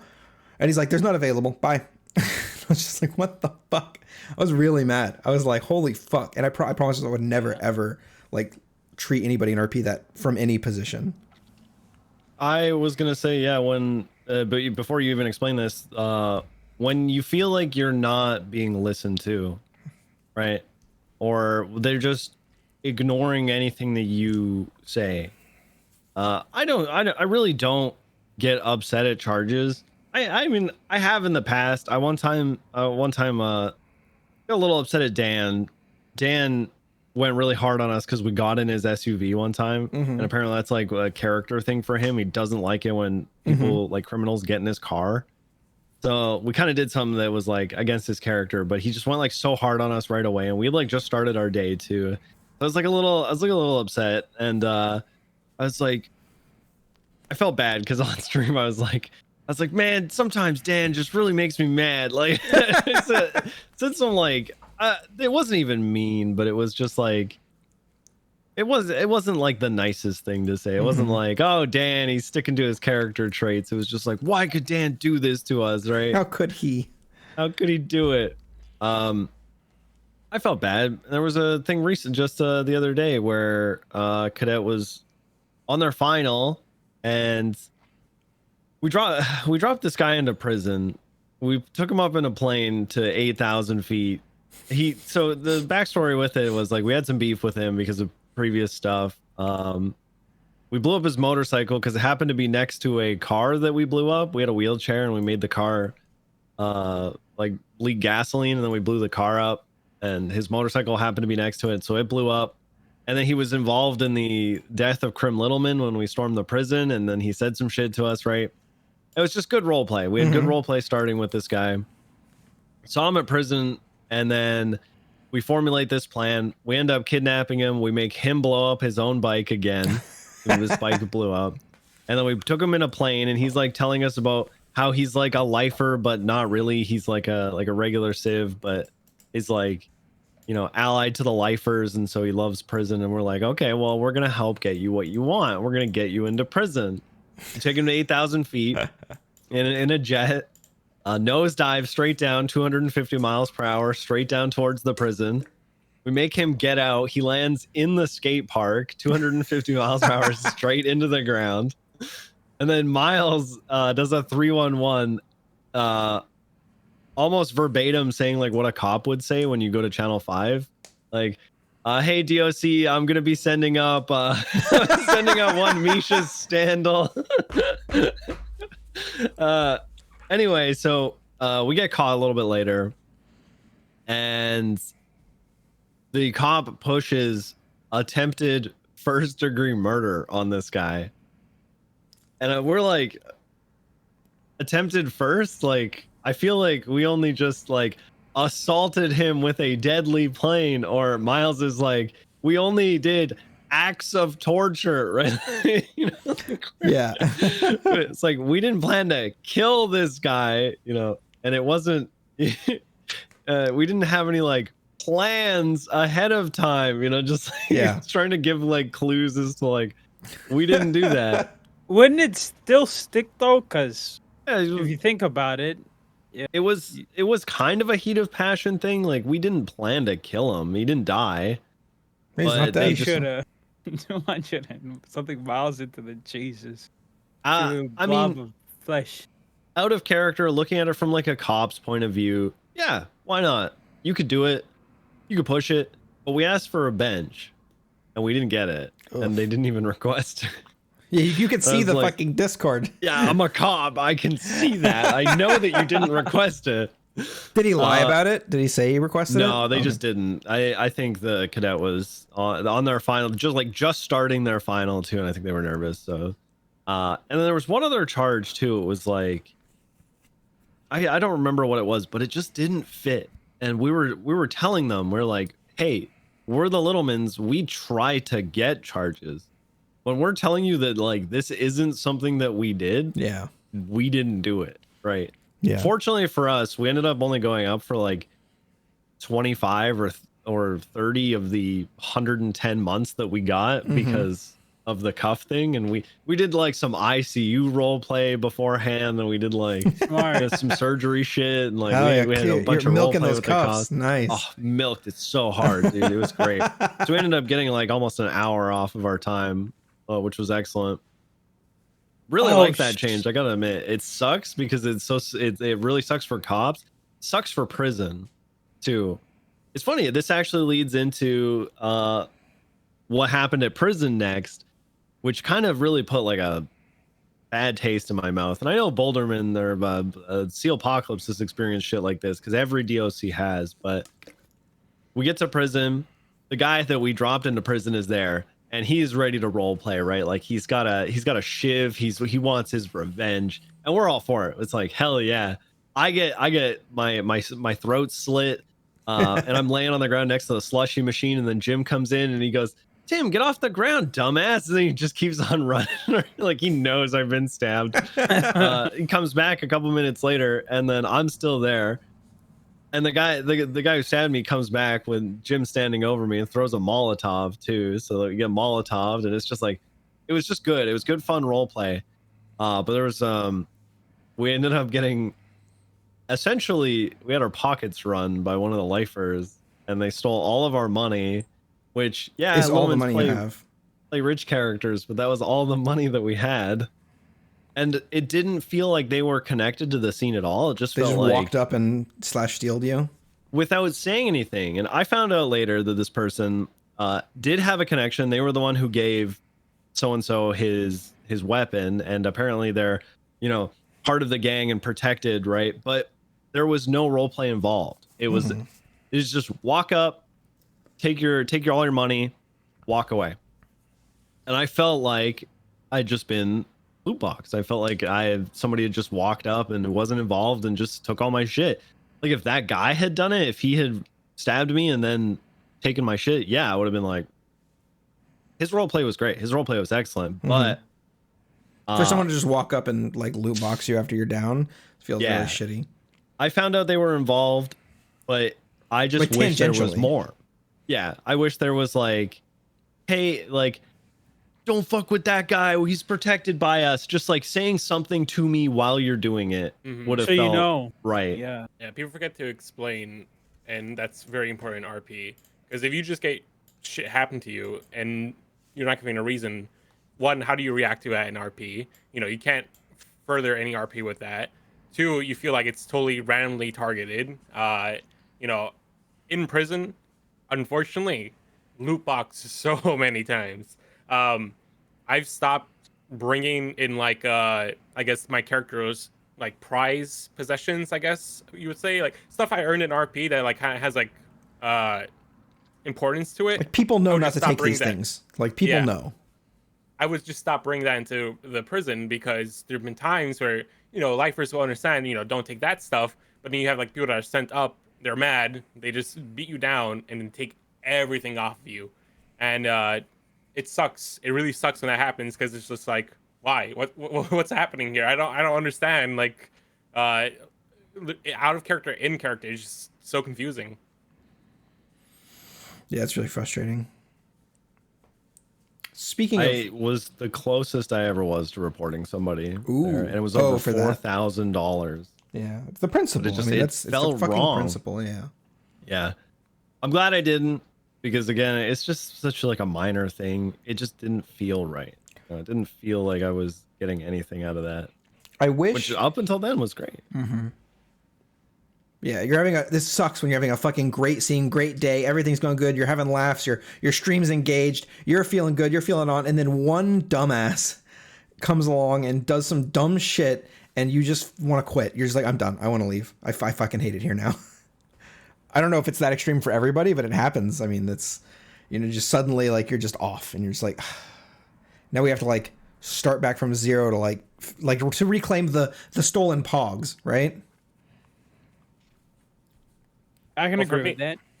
For me, it's not about reclaiming the pogs because I personally don't stream that often, if at all. Why is that? I guess kind of like performance anxiety. Because even when I'm hanging out with people like you guys, it's just even being on the podcast, I get kind of like social anxiety. Farm that clout, dude. I gotta get that money in. Get that clout, bag, man. But it's just like, I know Troms. I've established a relationship. I interact with both your characters, 52 and Hydra, and I understand what type of people you are. But still, even being here, it's just like gets me a bit nervous. And that's normal, now you do that on this server where I don't interact with people that often, and just like, oh man, am I going to come out looking like a jackass if I do something or something along those lines? It gets me a bit worried. So instead of like showing off that anxiety on stream, I'm just like, I'll just be the background character. You know what helps with that? Just play a character that's an asshole. So then you won't have to guess. That way you never have to worry about looking like an asshole because you're an asshole. Yeah. Nice. Yeah. That's what I did with John Hydra really early on, and then I got threatened to get fired from PD Toe and blacklisted from PD. So I was like, I guess I can't be an asshole. So just rules for thee, but not for me. That's how it works. Dude, I felt that way very early, and I don't know what it was, what like helped me get over it, because I even feel like it helped a little bit with like real world anxiety, was like learning to talk to people and like, you know, be around people who I'm kind of nervous around, right? Like big streamers and shit like that. They're literally just people, and they want interactions as well. They literally want to talk to you. Like, you know, they're on the server because they want to talk to people like you. So that's why I've always like, yeah, it's tough to get over, but I feel like it's not entirely difficult.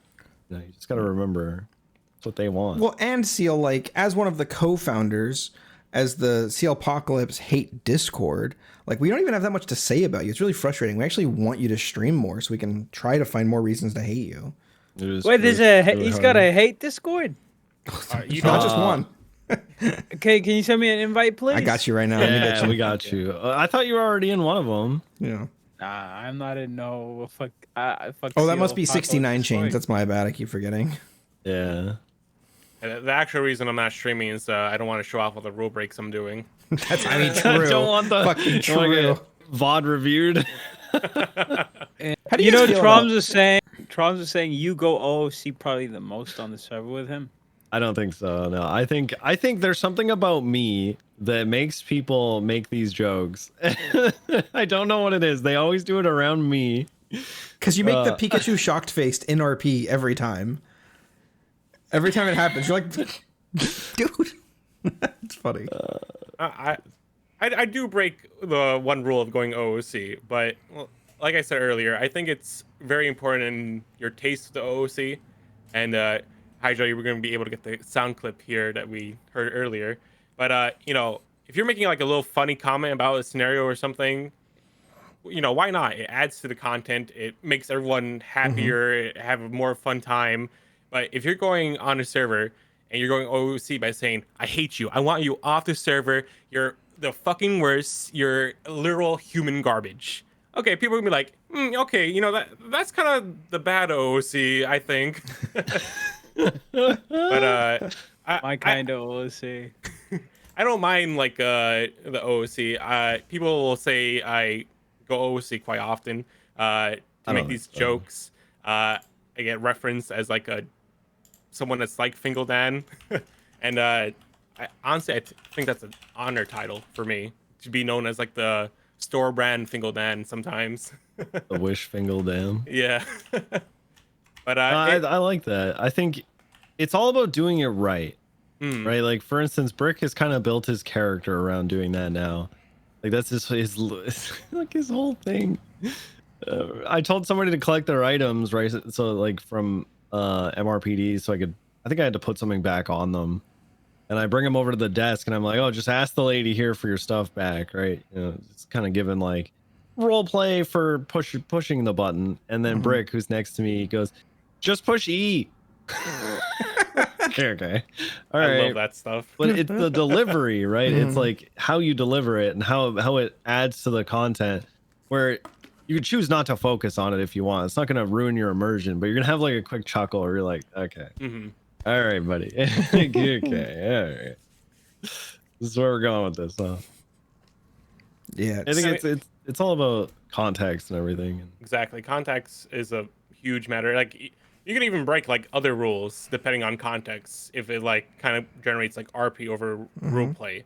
Because listen, I've RDM'd the Cubans so many times. Exactly. If I know you and we have like a thing built up and all that, I guess not RDM at that point.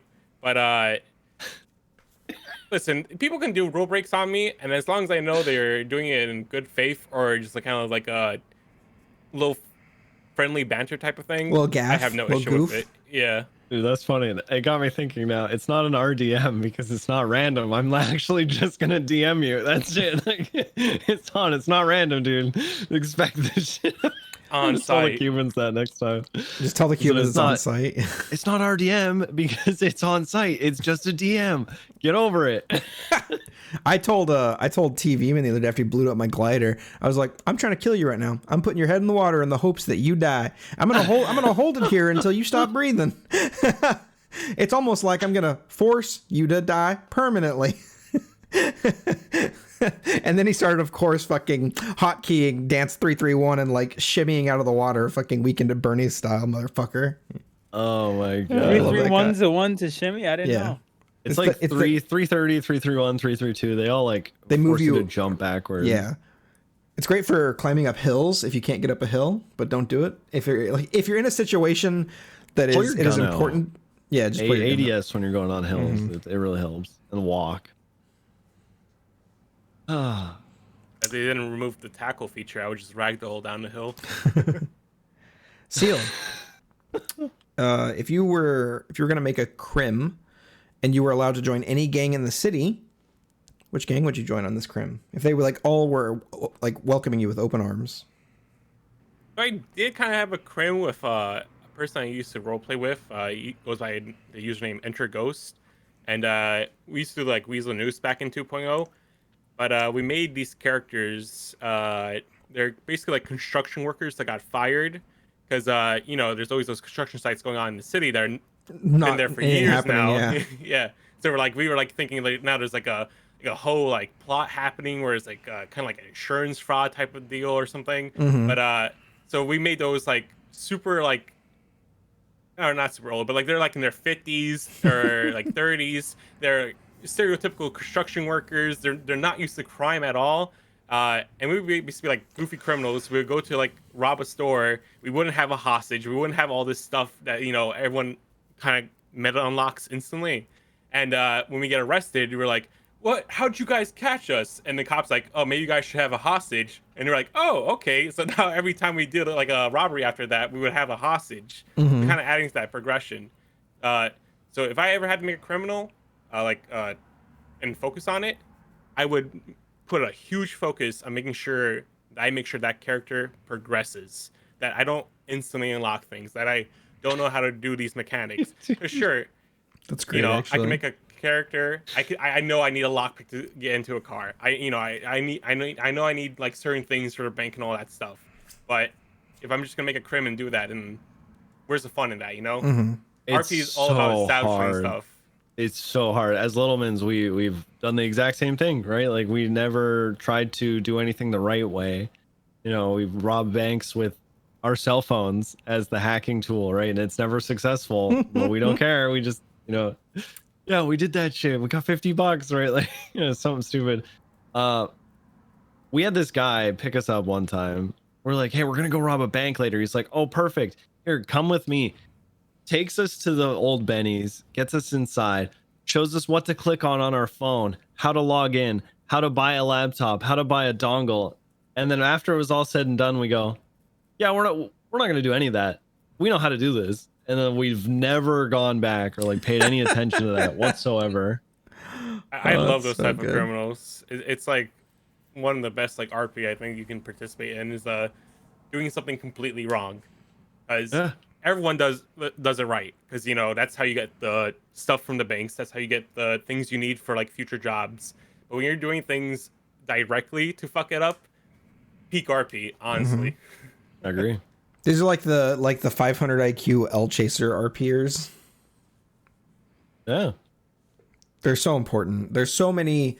As the server gets more and as people's viewership grows, as their egos grow, there's so many people who want to be role playing the badass that they never got to be in real life, right? I mean, that's a very cool persona.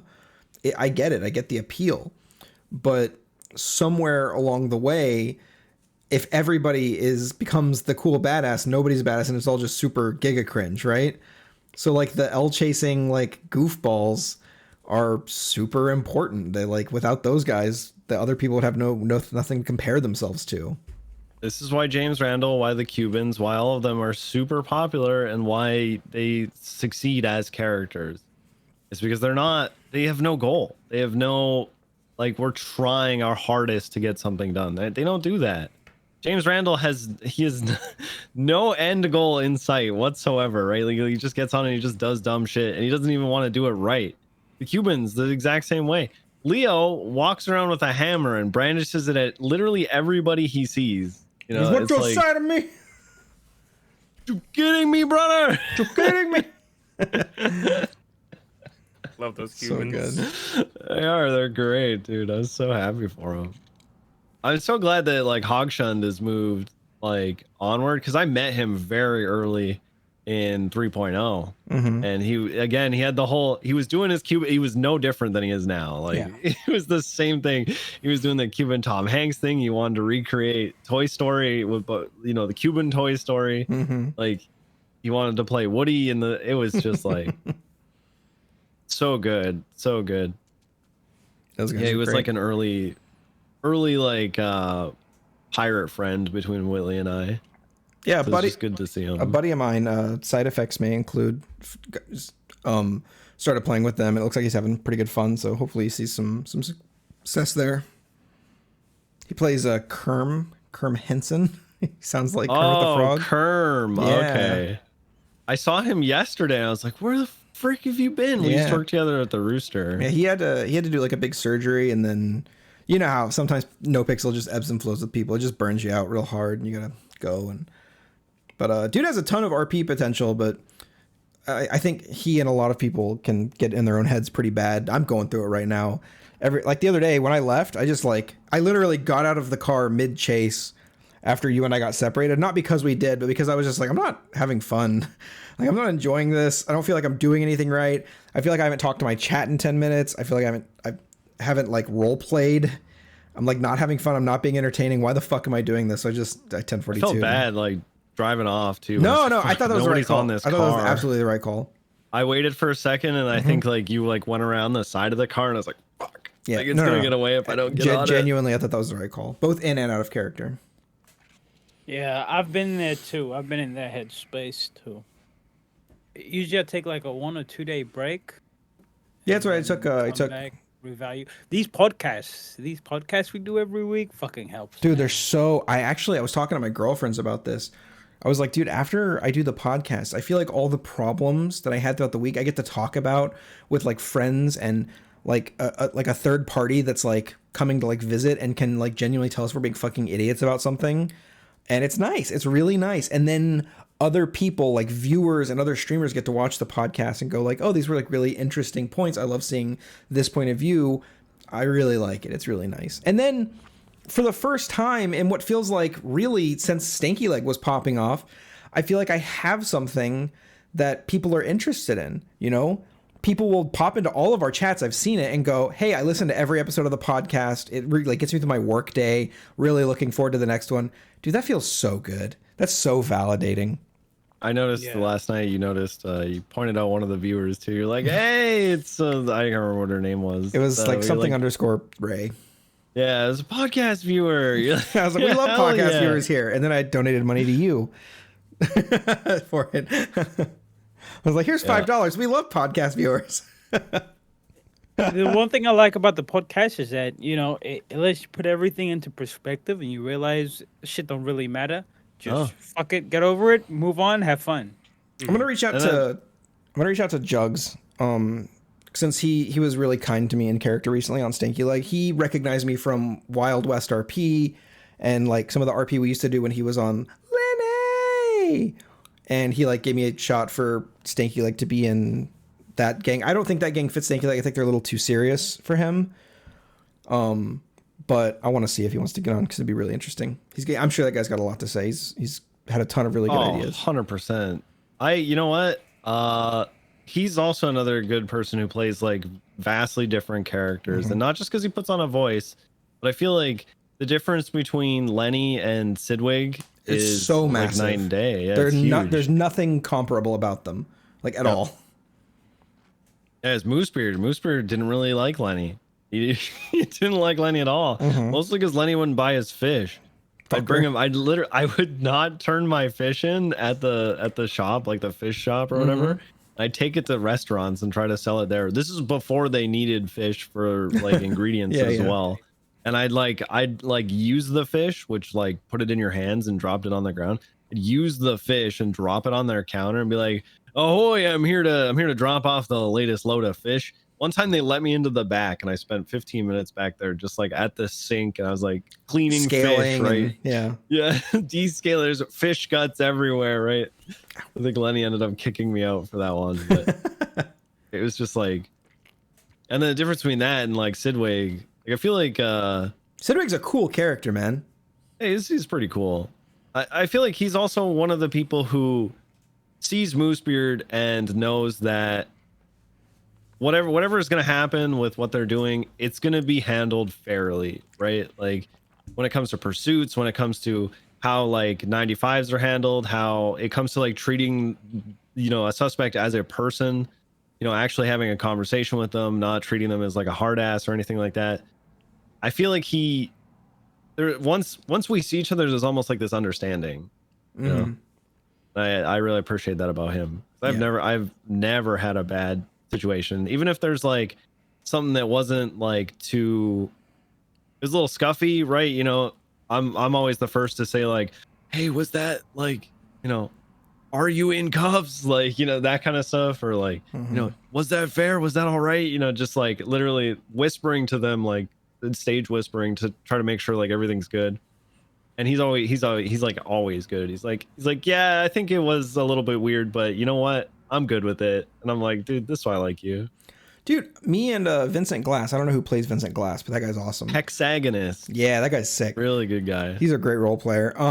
He plays like a really he's not good a role player. He's a self-insert. He self-inserts a really good fucking cop. He plays that guy well. Yeah, he does. He's old. He's a like very, I think he's a 2.0 cop. But he and I got into the situation where we like randomly pulled some girl over and Vincent Glass was like macking on her. And these tow truck drivers, that's the self-insert. So the tow truck drivers were like waiting, and I was like, hey, come here. I was like trying to scare her. I was like, if we end up arresting her, I want you to tow this car to the compactor. And they were like feeling it at first, and then they started like shit talking the cops for some reason. And so I was like, all right, get the fuck out of the car. And they're like, why? And I was like, we're doing a fit check. And he's like, oh, gonna be like that? And so I started doing like a clothing check. And then I don't know what happened, but they started beating on Vincent. And then they drove away and it turned into an 80, like a chase.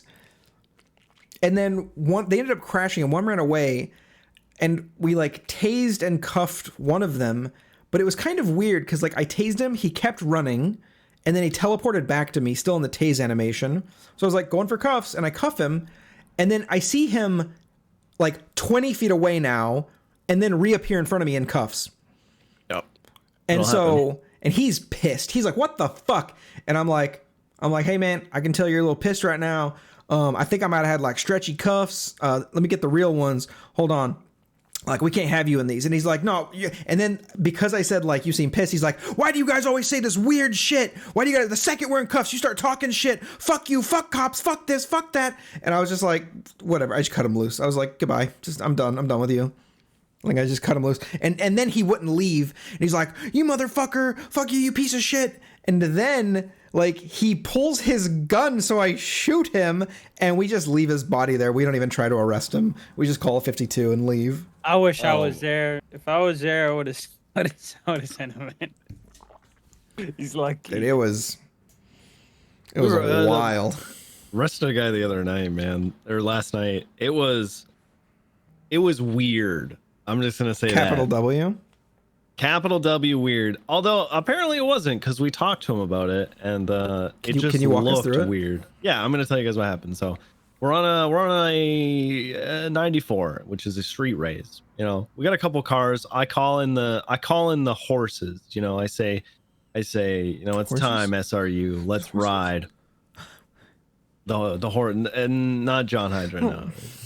So I call in the cavalry, right? And so we're all on this 94, this street race. We stick to this one, Porsche Panamera. We're on it for a while. Eventually, we're right in front of the Rooster's Rest when this guy wearing a space outfit, like the Galaxy outfit, on a motorcycle. We can see him in front of him, and he's doing the kick animation where he's kicking left and right. Mm-hmm. And we pass him. And suddenly he speeds up and he kicks our car, and he's like just kicking all over the place. And then the Panamera crashes out around the corner.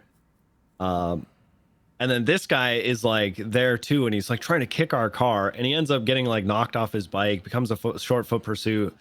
We catch him, and all of us are like, we all felt exactly the same way as cops. We're what like, are you doing here? who is this guy? This guy doesn't even seem like he's related. He's on a stolen motorcycle, helping out with a street race. Had no idea this guy was related whatsoever. And so we're treating him. I don't do it often, but I was like, what the hell do you think you're doing, you doofus? Like, I'm calling him like dingus and numbskull and shit like that. Ding dong's a good one. This one John likes to use. You ding dong. Goober. Yeah, Goofy like just I'm goober. hitting them with all like these stupid insults. Childhood insults. Yeah. You know, it's serious once you pull those out. Yeah, that's right. That's what I'm saying. So we get him down to MRPD and we talk about it, and we're being less than serious, and then it gets serious, and I'm like, okay, listen, like what from our point of view, that looked very weird, and I was like, it's probably not best for you to just like insert yourself into a situation like that you weren't involved in, right? Like I'm making it so obvious, right? Mm-hmm. And he's like, well, I may have actually been involved, and I'm like, okay, that's fair. Like that is fair if you were actually involved. I'm just like, we had to make it clear to him that, hey, it did not look that way from our point of view. It looked like you literally just came out of nowhere and started just kicking cars and shit. It was weird too. The Panamera was a VIN scratch, and then the car crashed, and we could not find the driver. He was just gone. He got like ejaculated onto a building or Yeah. something. Probably Yeah, got it. he was either like on a balcony or on like the roof of a building, because we could not find him, and we waited for like him to come back from a head pop. Nothing. So we ended up leaving the car there because it didn't feel right with us not knowing if it was a head pop or if he actually went down. How do you feel about sometimes crims will go down in a situation and their body like lands in a bush or something? How do you feel about them just laying there until the cops leave? That's fine. And not saying anything. Yeah. How are they gonna get help? Yeah. So Oh that's wait, the are they question. unconscious or Yeah. are they like out? Yeah, like out, like dead, like 0 HP. I mean, So do they? No, I think he's like saying, are they role play? Like, Are they? unconscious? Do they? Oh yeah. So that's. I mean, typically no, right? They're just like, I can't get caught now because they don't know where I am. Right. So, how do you feel about people that don't say anything and then like either use local EMS or 911 while unconscious later? I wouldn't. I I wouldn't say there's. Go ahead, Seal. I think there's been a discussion about this like type of thing happening before, and the point that was brought up was that it's kind of like NVL for your character to not try to seek help when they're in a critical state. Mm-hmm. I personally think if you go down, you should seek help, because I did medical RP in a prison Sure. for a long time. You should give like opportunity for RP to a lot of people, including the EMS and doctors that very rarely get to see it nowadays. Mm-hmm. But it kind of feels like it's scummy. I won't lie, because like you're just using a mechanic to get like a gel out free card in that situation. Mm-hmm. But I guess ultimately it's up to what the scenario or context is. Sure. If it's like super clear, like W chasing, fuck it. You're a dickhead for doing that. But if it's like maybe some kind of a technical issue or something arise where they think they're able to be seen but they're not seen, then whatever. Depends on like what you're using it for. Mm-hmm. I think it's great if you hide in a bush and then like roll a dice when you know somebody's seen you. I think like shit like that is great, right? Oh, that's Like, really good. I hadn't thought about that. or if you make it obvious, right? Like one thing we do as Littlemans is we'll get in somebody's trunk, but then anytime they go over bumps, we'll go like, yeah, we'll just make little noises. Not enough that you're like, Like just It's, give 'em a it's little, enough give 'em that a you little tap. know somebody's in your trunk, but Yeah. not enough that you're like, oh, they're making it obvious Yeah. or something. I think one time I was thinking about this because I was guilty of doing it. Stanky like doesn't know how to drive cars, but like somebody convinced him to steal a cop car. This is back when it was easy to do. And so he tried and immediately crashed, but he started getting chased, but he got ejected from the vehicle, landed in a bush, and I was like, okay, I'm going to roll to see if I'm conscious. So even I'm conscious, odd I'm unconscious. I rolled odd. I said this all on stream. I rolled odd, so he's unconscious. And I'm like, now, chat, I'm going to lay here, and if anybody comes within like 10 feet of me, I'm going to do like slash me is unconscious but groaning, right? And I was like, that seems like fair balance. And then I was like, if nobody comes, then I'll wait here for 10 minutes. And if nobody notices that I'm here, cops or otherwise, to call an ambulance, then I'm going to just like local EMS. Call it in as a dog who I'm a dog and I was peeing in a bush and saw a guy. Roof. He seems down. Oh, I made fun of Mad I don't think Bush. you should local if you were part of something. You know what I mean, I would say don't ever local. I think like take the life light or whatever. I don't think that it's like if you're stuck, or something like that. Yeah. But is using local EMS what cops were talking about as life flighting out of situations? Yeah. Yeah. Oh, is that what I guess some criminals got upset about? Like some crim RPers got upset about it being okay for cops to do that. I think that was the cuff response. Yeah, that's literally in response to that is why the cuffs were changed. I actually don't mind being down in like a situation. You know what's funny about that whole that incident where they thought cops local EMS? They didn't. That didn't happen. That was someone assuming shit. That didn't happen, and echo chamber then pushes the narrative, and then people think people did something that didn't happen. Was this during that mountain shootout that you were a part of? No, it was PD got lured into an ambush. And they had a hostage, so we were forced to, engage them in the ambush. Yeah. And the hostage, superhero POV over here, was able to save the hostage in a combat zone without the hostage getting shot, and save the down cop as well. Are you like? Did you solid snake in? Did you stealth in and get him? Yes. I made a call on the radio saying, put down some cover fire so they don't have eyes on us. Oh, hell yeah. Fucking Warmind. Let's go, dude. Warmind. And then the crims who were involved, like, did they just local EMS out? What happened to the cops? They just assumed shit, and I guess, I don't know. Interesting. I think maybe the cops that were on scene maybe should have done a better job of explaining what happened there. Like, yeah, you fucking stupid idiots. We saved our guys. Like, but you can't. It was OOC assumptions. How do you address? Oh, I guess that's true if they never know. Yeah. Like, it's whatever. I don't care. Yeah. I don't really care how mechanics have changed, man. Roleplay still roleplay. Yeah. Yeah. I agree with that. That's why there's a lot about like everybody's like 4.0 is gonna change everything, and I don't think it will. I think it's going to offer up some fresh new role play, and then I think it won't be long before it's exactly the way it was. Like, doesn't matter how many new mechanics are in there. Like, literally, we could be doing role play on fucking Minecraft. Like, we'd have all the same role players. We'd have all the same talented people, no mechanics, and it would just be exactly the same. It's like no amount of new mechanics or no amount of mechanics is going to change like the community's mentality for it right now. You know what I mean? All right, fuck it. I'm starting an Overwatch 2 RP server. Dude, I've seen it. It's Moon did it. Moon did it back in did he? 2017. Yeah. What the He's fuck? got videos on his YouTube channel. Oh my God. How? There's a meme about that. There's a Reaper who was hardcore playing Rebirth.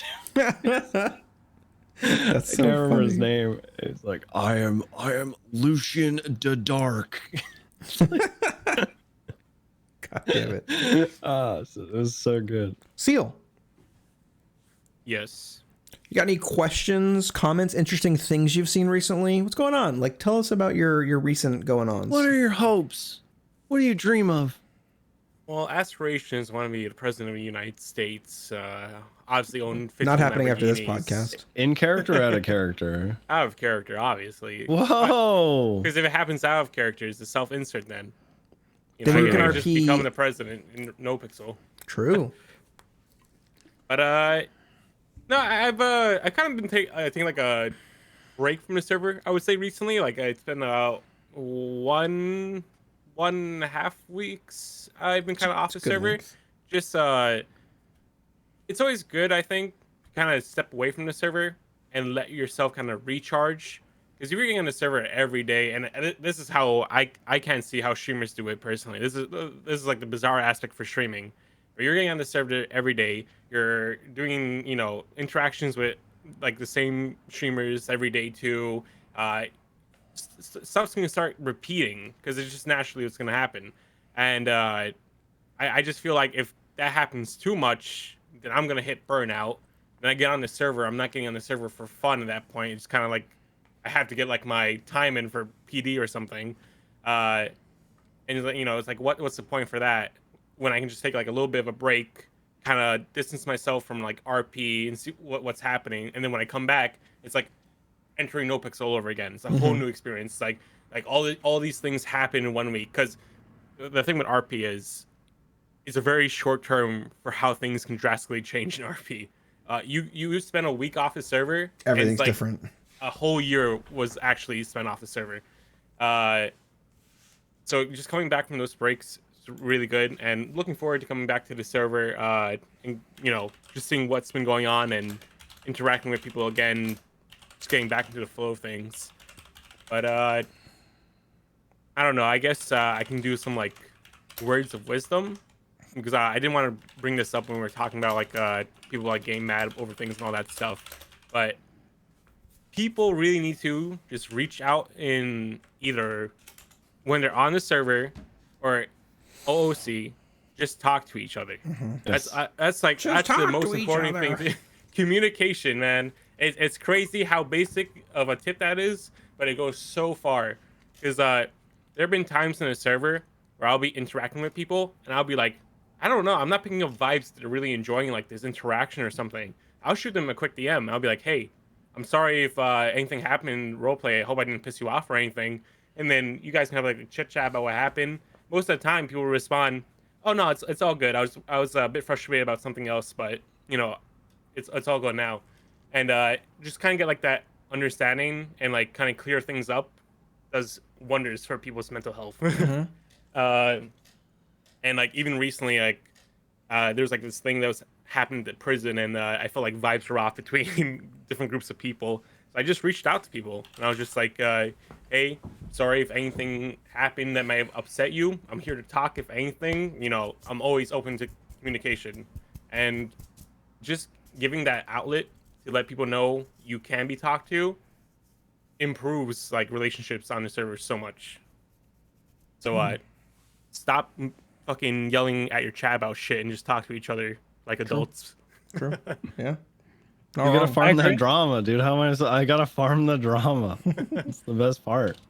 I do love a good tea sipping, so No, I'd have some drama for that. the way to do it. Dude, I hope. You know, Go ahead. my favorite drama is drama where I'm not involved, but I'm listening to everything. Yeah. That's the best. Oh, you know? I realized No matter something. what happens, you're good. Mm-hmm. You're super good at that. You're super good at like being on the sidelines of drama. Just listening. Listen to what's being said. I realized something on stream the other day. I was doing something dumb and Carmine was around and I was like, oh my God, chat, I just realized something. Carmine is the fucking tank for in character and out of character aggro. So if anything is going wrong, if you are getting in trouble, just bring Carmine with you and he will tank the aggro and you will get a significantly less severe punishment. Is actually fucking true. Oh my god, you got a dedicated I tank. I feel like it's because it's expected of my character that no one takes it seriously, even if I do a big like those are 78's cool a little sold because of me because I literally robbed Ming Jing Tai of his chain, and he wanted it, he wanted it back. I saw you yesterday running after him in the cells. Ming Jing Tai, where are you? Yeah, he was not happy at all.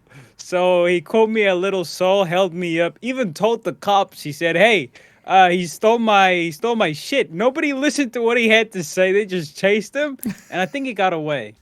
But yeah, I thought I was fucked. But the timing on that was immaculate. That was when Bass was fucking, doing his thing, resigning. Yeah, so what's going on with Bass? I feel like as much of a meme as Bass as a chief can be sometimes, I think he's a really good chief of police, and he obviously hasn't been around a ton lately, so maybe he's just not feeling it anymore. But I think it's just like it's time for change thing. It's like he was doing the same thing for long enough, right? Yeah, I mean, it's the same as Alex, right? Yeah. Bob Smith. You got to make the call.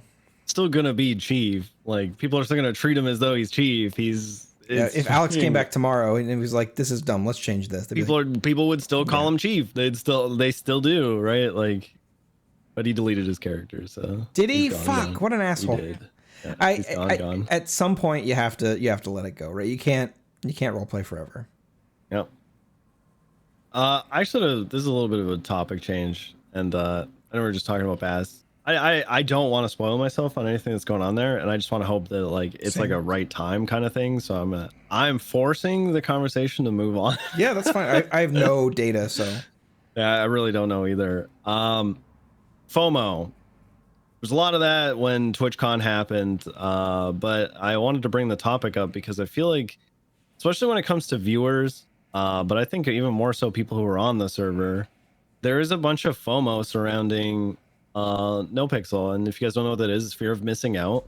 There's this fear that if you stop watching or you stop for even just like a little bit, you're gonna miss something. You're gonna miss like what was going on, or you're not gonna have like all the information. I think as like cops or as people on the server, we get that a little bit more. I want to know how you guys deal with it. Like, I think I'm really good because I've started role playing like pretty young. Like I started playing D&D at like 8 or 9 or something, right? I think I'm really good at like I am role playing now, and then I'm not role playing, and then if anything happens in between, I just don't. It's fine. Like time passes, things happen, so it's okay that things happen without me.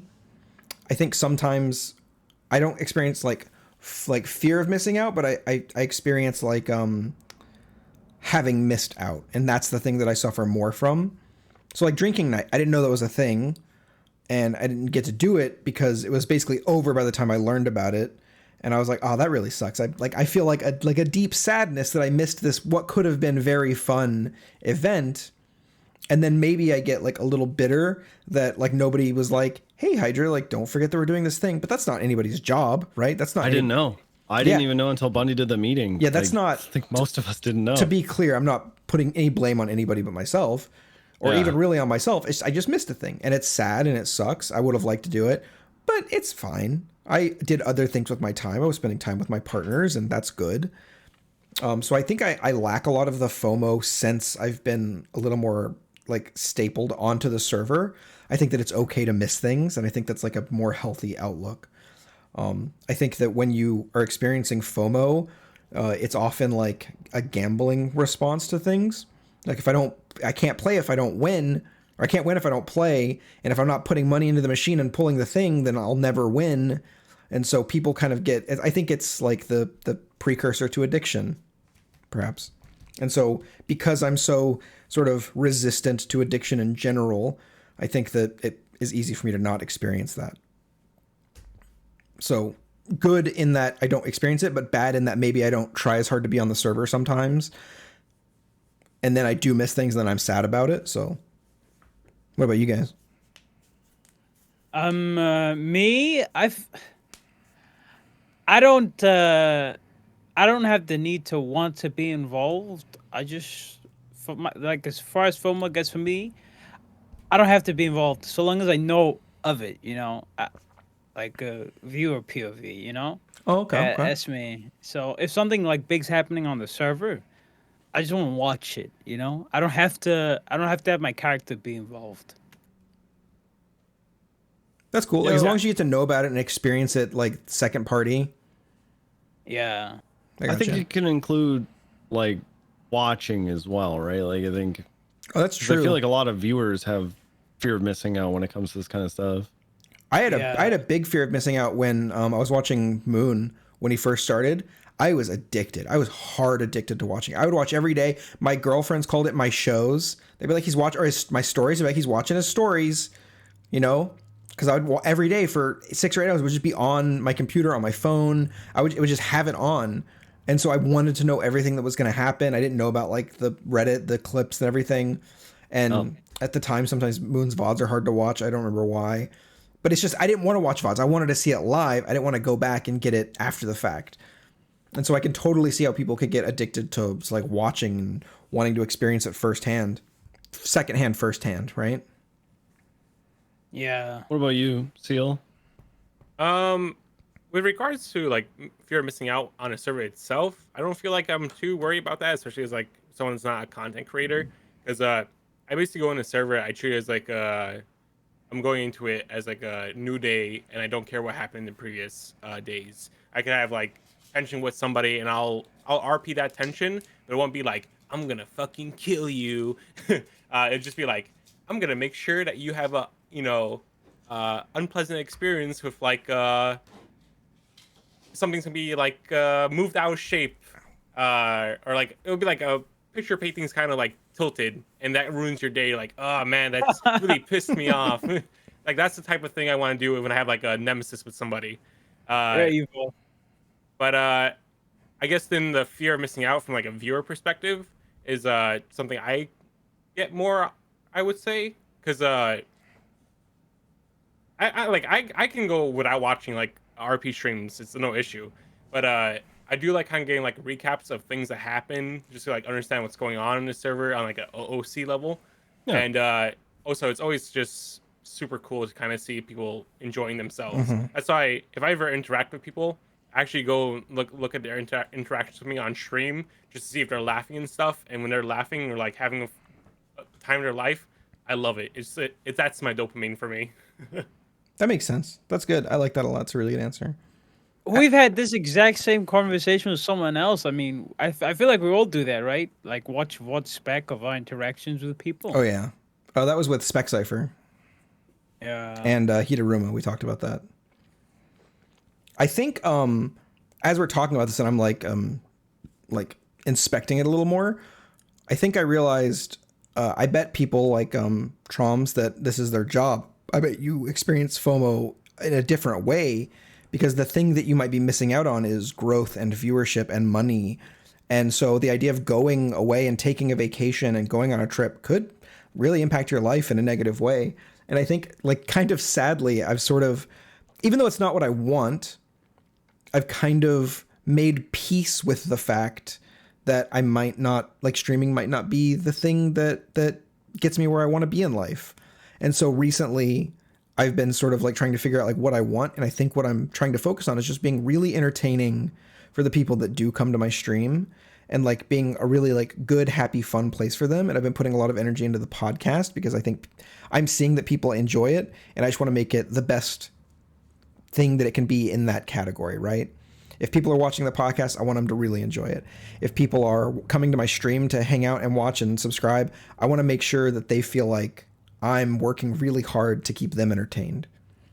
So rather than go, I need more numbers, more growth, more ad revenue, I just want to make sure these guys are like laughing and having a good time, right? I want to make sure they know they can come in and chat with me about our workouts or whatever this happening in the stream, and know that like we're having a great time. And so that's kind of where I'm focusing. So I don't think I'm experiencing the FOMO that other people that are having growth are. Yeah. I think it's very difficult for a lot of viewers. I think because there's so many different people to watch, so many perspectives, so many different stories going on that as a viewer, especially if you follow a bunch of different people who you like, it's difficult to keep up with every story that's going on, right? That's why I think a lot RP viewers, in a sense, are you'll see them in a lot of chats. You'll see them almost everywhere, right? I remember 2019 when the big boom happened. I was the same way. You know, I was watching. I would be watching Vader. I'd be watching Space Boy. You know, trying to keep up on the Young Dab stuff. You know, Kyle when he was playing Slim, like just trying to get like all the points of view of something that was going on or something that was happening. It's tough because it's like a 24-hour, like, well, not sitcom, but it's like an an entire TV station, all in the same universe. It was right, yeah. It's just constantly going on, constantly stories being made. And it's interesting that even though you can go watch the VODs 90% of the time, it doesn't feel the same, right? Like you want to know what's happening, and so you end up putting a lot of. You get really obsessed viewers sometimes that are, like really focused on like paying attention to everything going on. It's kind of exhausting. It sounds like. That's another one of the hard parts too. Is like there's always the VOD, so you're not even like maybe you want to catch up on something that's happened, so you're missing the live content, and it's like yeah. I've had a few people reach out about like fear of missing out and like fear of missing what's going on. I think it's hard, especially with this server. It's a lot going on all the time. Yeah, now that there's so many POVs as well. It's crazy how many POVs there are. There's like 5,000 people streaming NoPixel at any given moment. That's crazy. 50,000 less POVs now, or sorry, 50 less POVs now because the server size slots down dropped to 200. Yeah, I haven't really noticed. You know, no big deal. I think it's like a stability thing right now. Yeah, I think so too. Where people were crashing a lot. Yeah, there's a bunch of stability problems. So I'm sure they're gonna sort it out and they'll eventually start boosting it back out. But obviously they're doing it for a reason, so you just need to give them time. I have a dumb subject that I was thinking about earlier today. Who would win in a fight, Lenny Hawk or One Punch Man? Easy. One Punch Man. What the fuck? This guy knows nothing. It's literally in this guy's name. He's a One Punch Man. Lenny Hawk is he may be the hero of the favelas, the undisputed king, but no way he's being One Punch Man. No way, dude. I got my money on Lenny, dude. See, here's why. One Punch Man, pretty cool guy. There's no shot this guy's punching Lenny Hawk. Lenny Hawk would lull this guy into a false sense of security, make him fall in love with him, start a family, adopt some kids, outlive him. One Punch Man's gonna die doing some dumb heroic shit. Lenny Hawk is gonna retire with honors. What's good, baby? Let's go. But then did he really win? I mean, if you fall in love with somebody and have a great life and outlive them, didn't you win?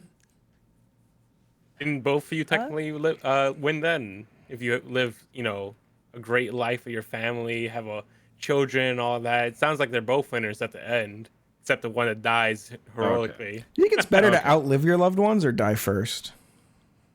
Like if it's like you and like your life partner. This is selfish, but I'd say die first. Yeah. That's what I'm talking about. My heart's too big, man. I can't handle that shit. I gotta die first. Tom's gonna go hug Kim. I love you, babe. This is the twist for the podcast. We're actually now gonna go into the discussion about death and all that. Yeah, I do like talking about of man. I've always said when we started the podcast that I want to use NoPixel and streaming and roleplay as like a springboard, but I do want us to eventually get to the point to where after we've done, dozens of episodes and talked to a bunch of people, to be able to talk about just like life and like normal things. And like, obviously we're always going to talk about roleplay and NoPixel as long as it's around, but I think it's important to also like talk about our lives and not pigeonhole ourselves as like for 1 hour and 12 minutes, you talked about like your workout regime and what you guys eat. And I hate it. It's like, okay, well, if you're only here to listen to the NoPixel stuff, like this is probably not the podcast for you, right? We talk about other things. We talk about how we feel. We talk about what we do. We talk about like going on vacation and stuff. And I think that's normal. And we should be allowed to be human. Exactly. Yeah. I'm not human. I'm a content machine. You are a machine, that's for fucking sure. But I think you're a washing machine, and Step Bro needs some help. Nice one. Whoa, whoa, whoa, whoa. Wouldn't it be funny if we ended the show while Troms was AFK? Wait, let's fucking do it. Any I'll last slowly disconnect. any last comments or anything? Anything you want to talk about, Mr. Seal? Well, I just want to say thank you for having me on the show. Appreciate you guys offering me the spot here and chatting with you guys. Of course, man. It's I've watched a good amount of the shows now. It's super interesting to kind of get different perspectives on things from different people and kind of get like a better understanding of them. Because a couple of people you had in the show, I've become friends with them off of NoPixel, so I've gotten to know them a bit better too. But then you have other people that I don't really know, and it just kind of helps like understand these people that you're literally seeing every day, but you know literally nothing about them. Yeah. And it's just kind of good to kind of get that reminder they're human too. So you're getting on the server and interacting with these people. At the end of the day, you're like, hey, I gotta remember this person here is living their life too. I'm not gonna be a dick to them. We're all here just to have fun, play games, and some people are doing it for a job too. But ultimately, at the end of the day, it's just, we're all looking for a good time.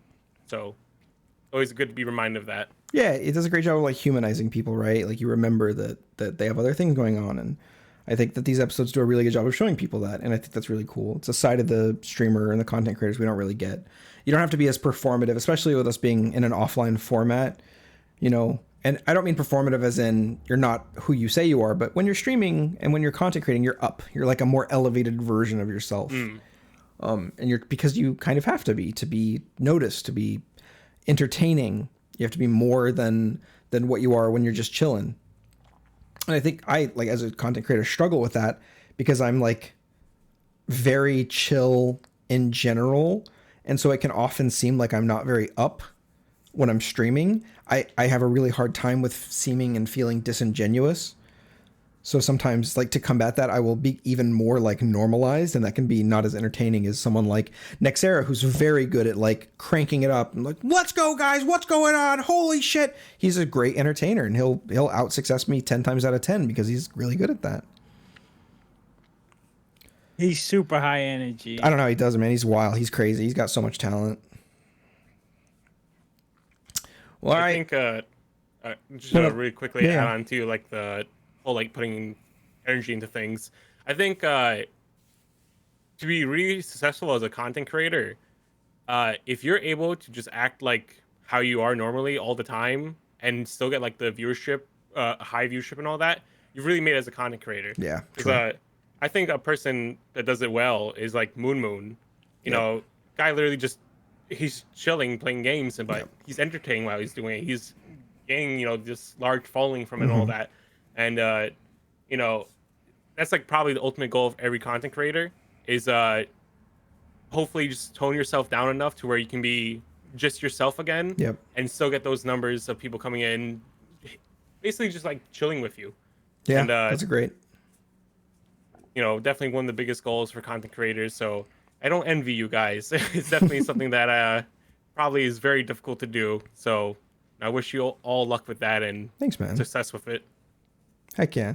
Well, dude, if you ever do decide to start streaming, let us know because we'll all be there to support you because you're incredibly funny. You're a super witty guy. You have great timing. You're really excellent at reading the room. You really genuinely have all the hallmarks of an incredible role player, and that translates really well to streaming.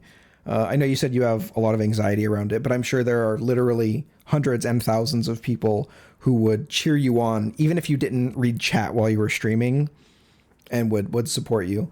Just because you're, and I know Troms isn't here and we're going to end, it's kind of a meme that we're doing it, but he would tell you that he loves you, that he thinks you're amazing, that he gets excited every time he sees you in character, that you're always welcome to come hang out and play games out of character with us, that you're genuinely an awesome dude, and we're all lucky that you hang out with us. So thank you for coming on the show today.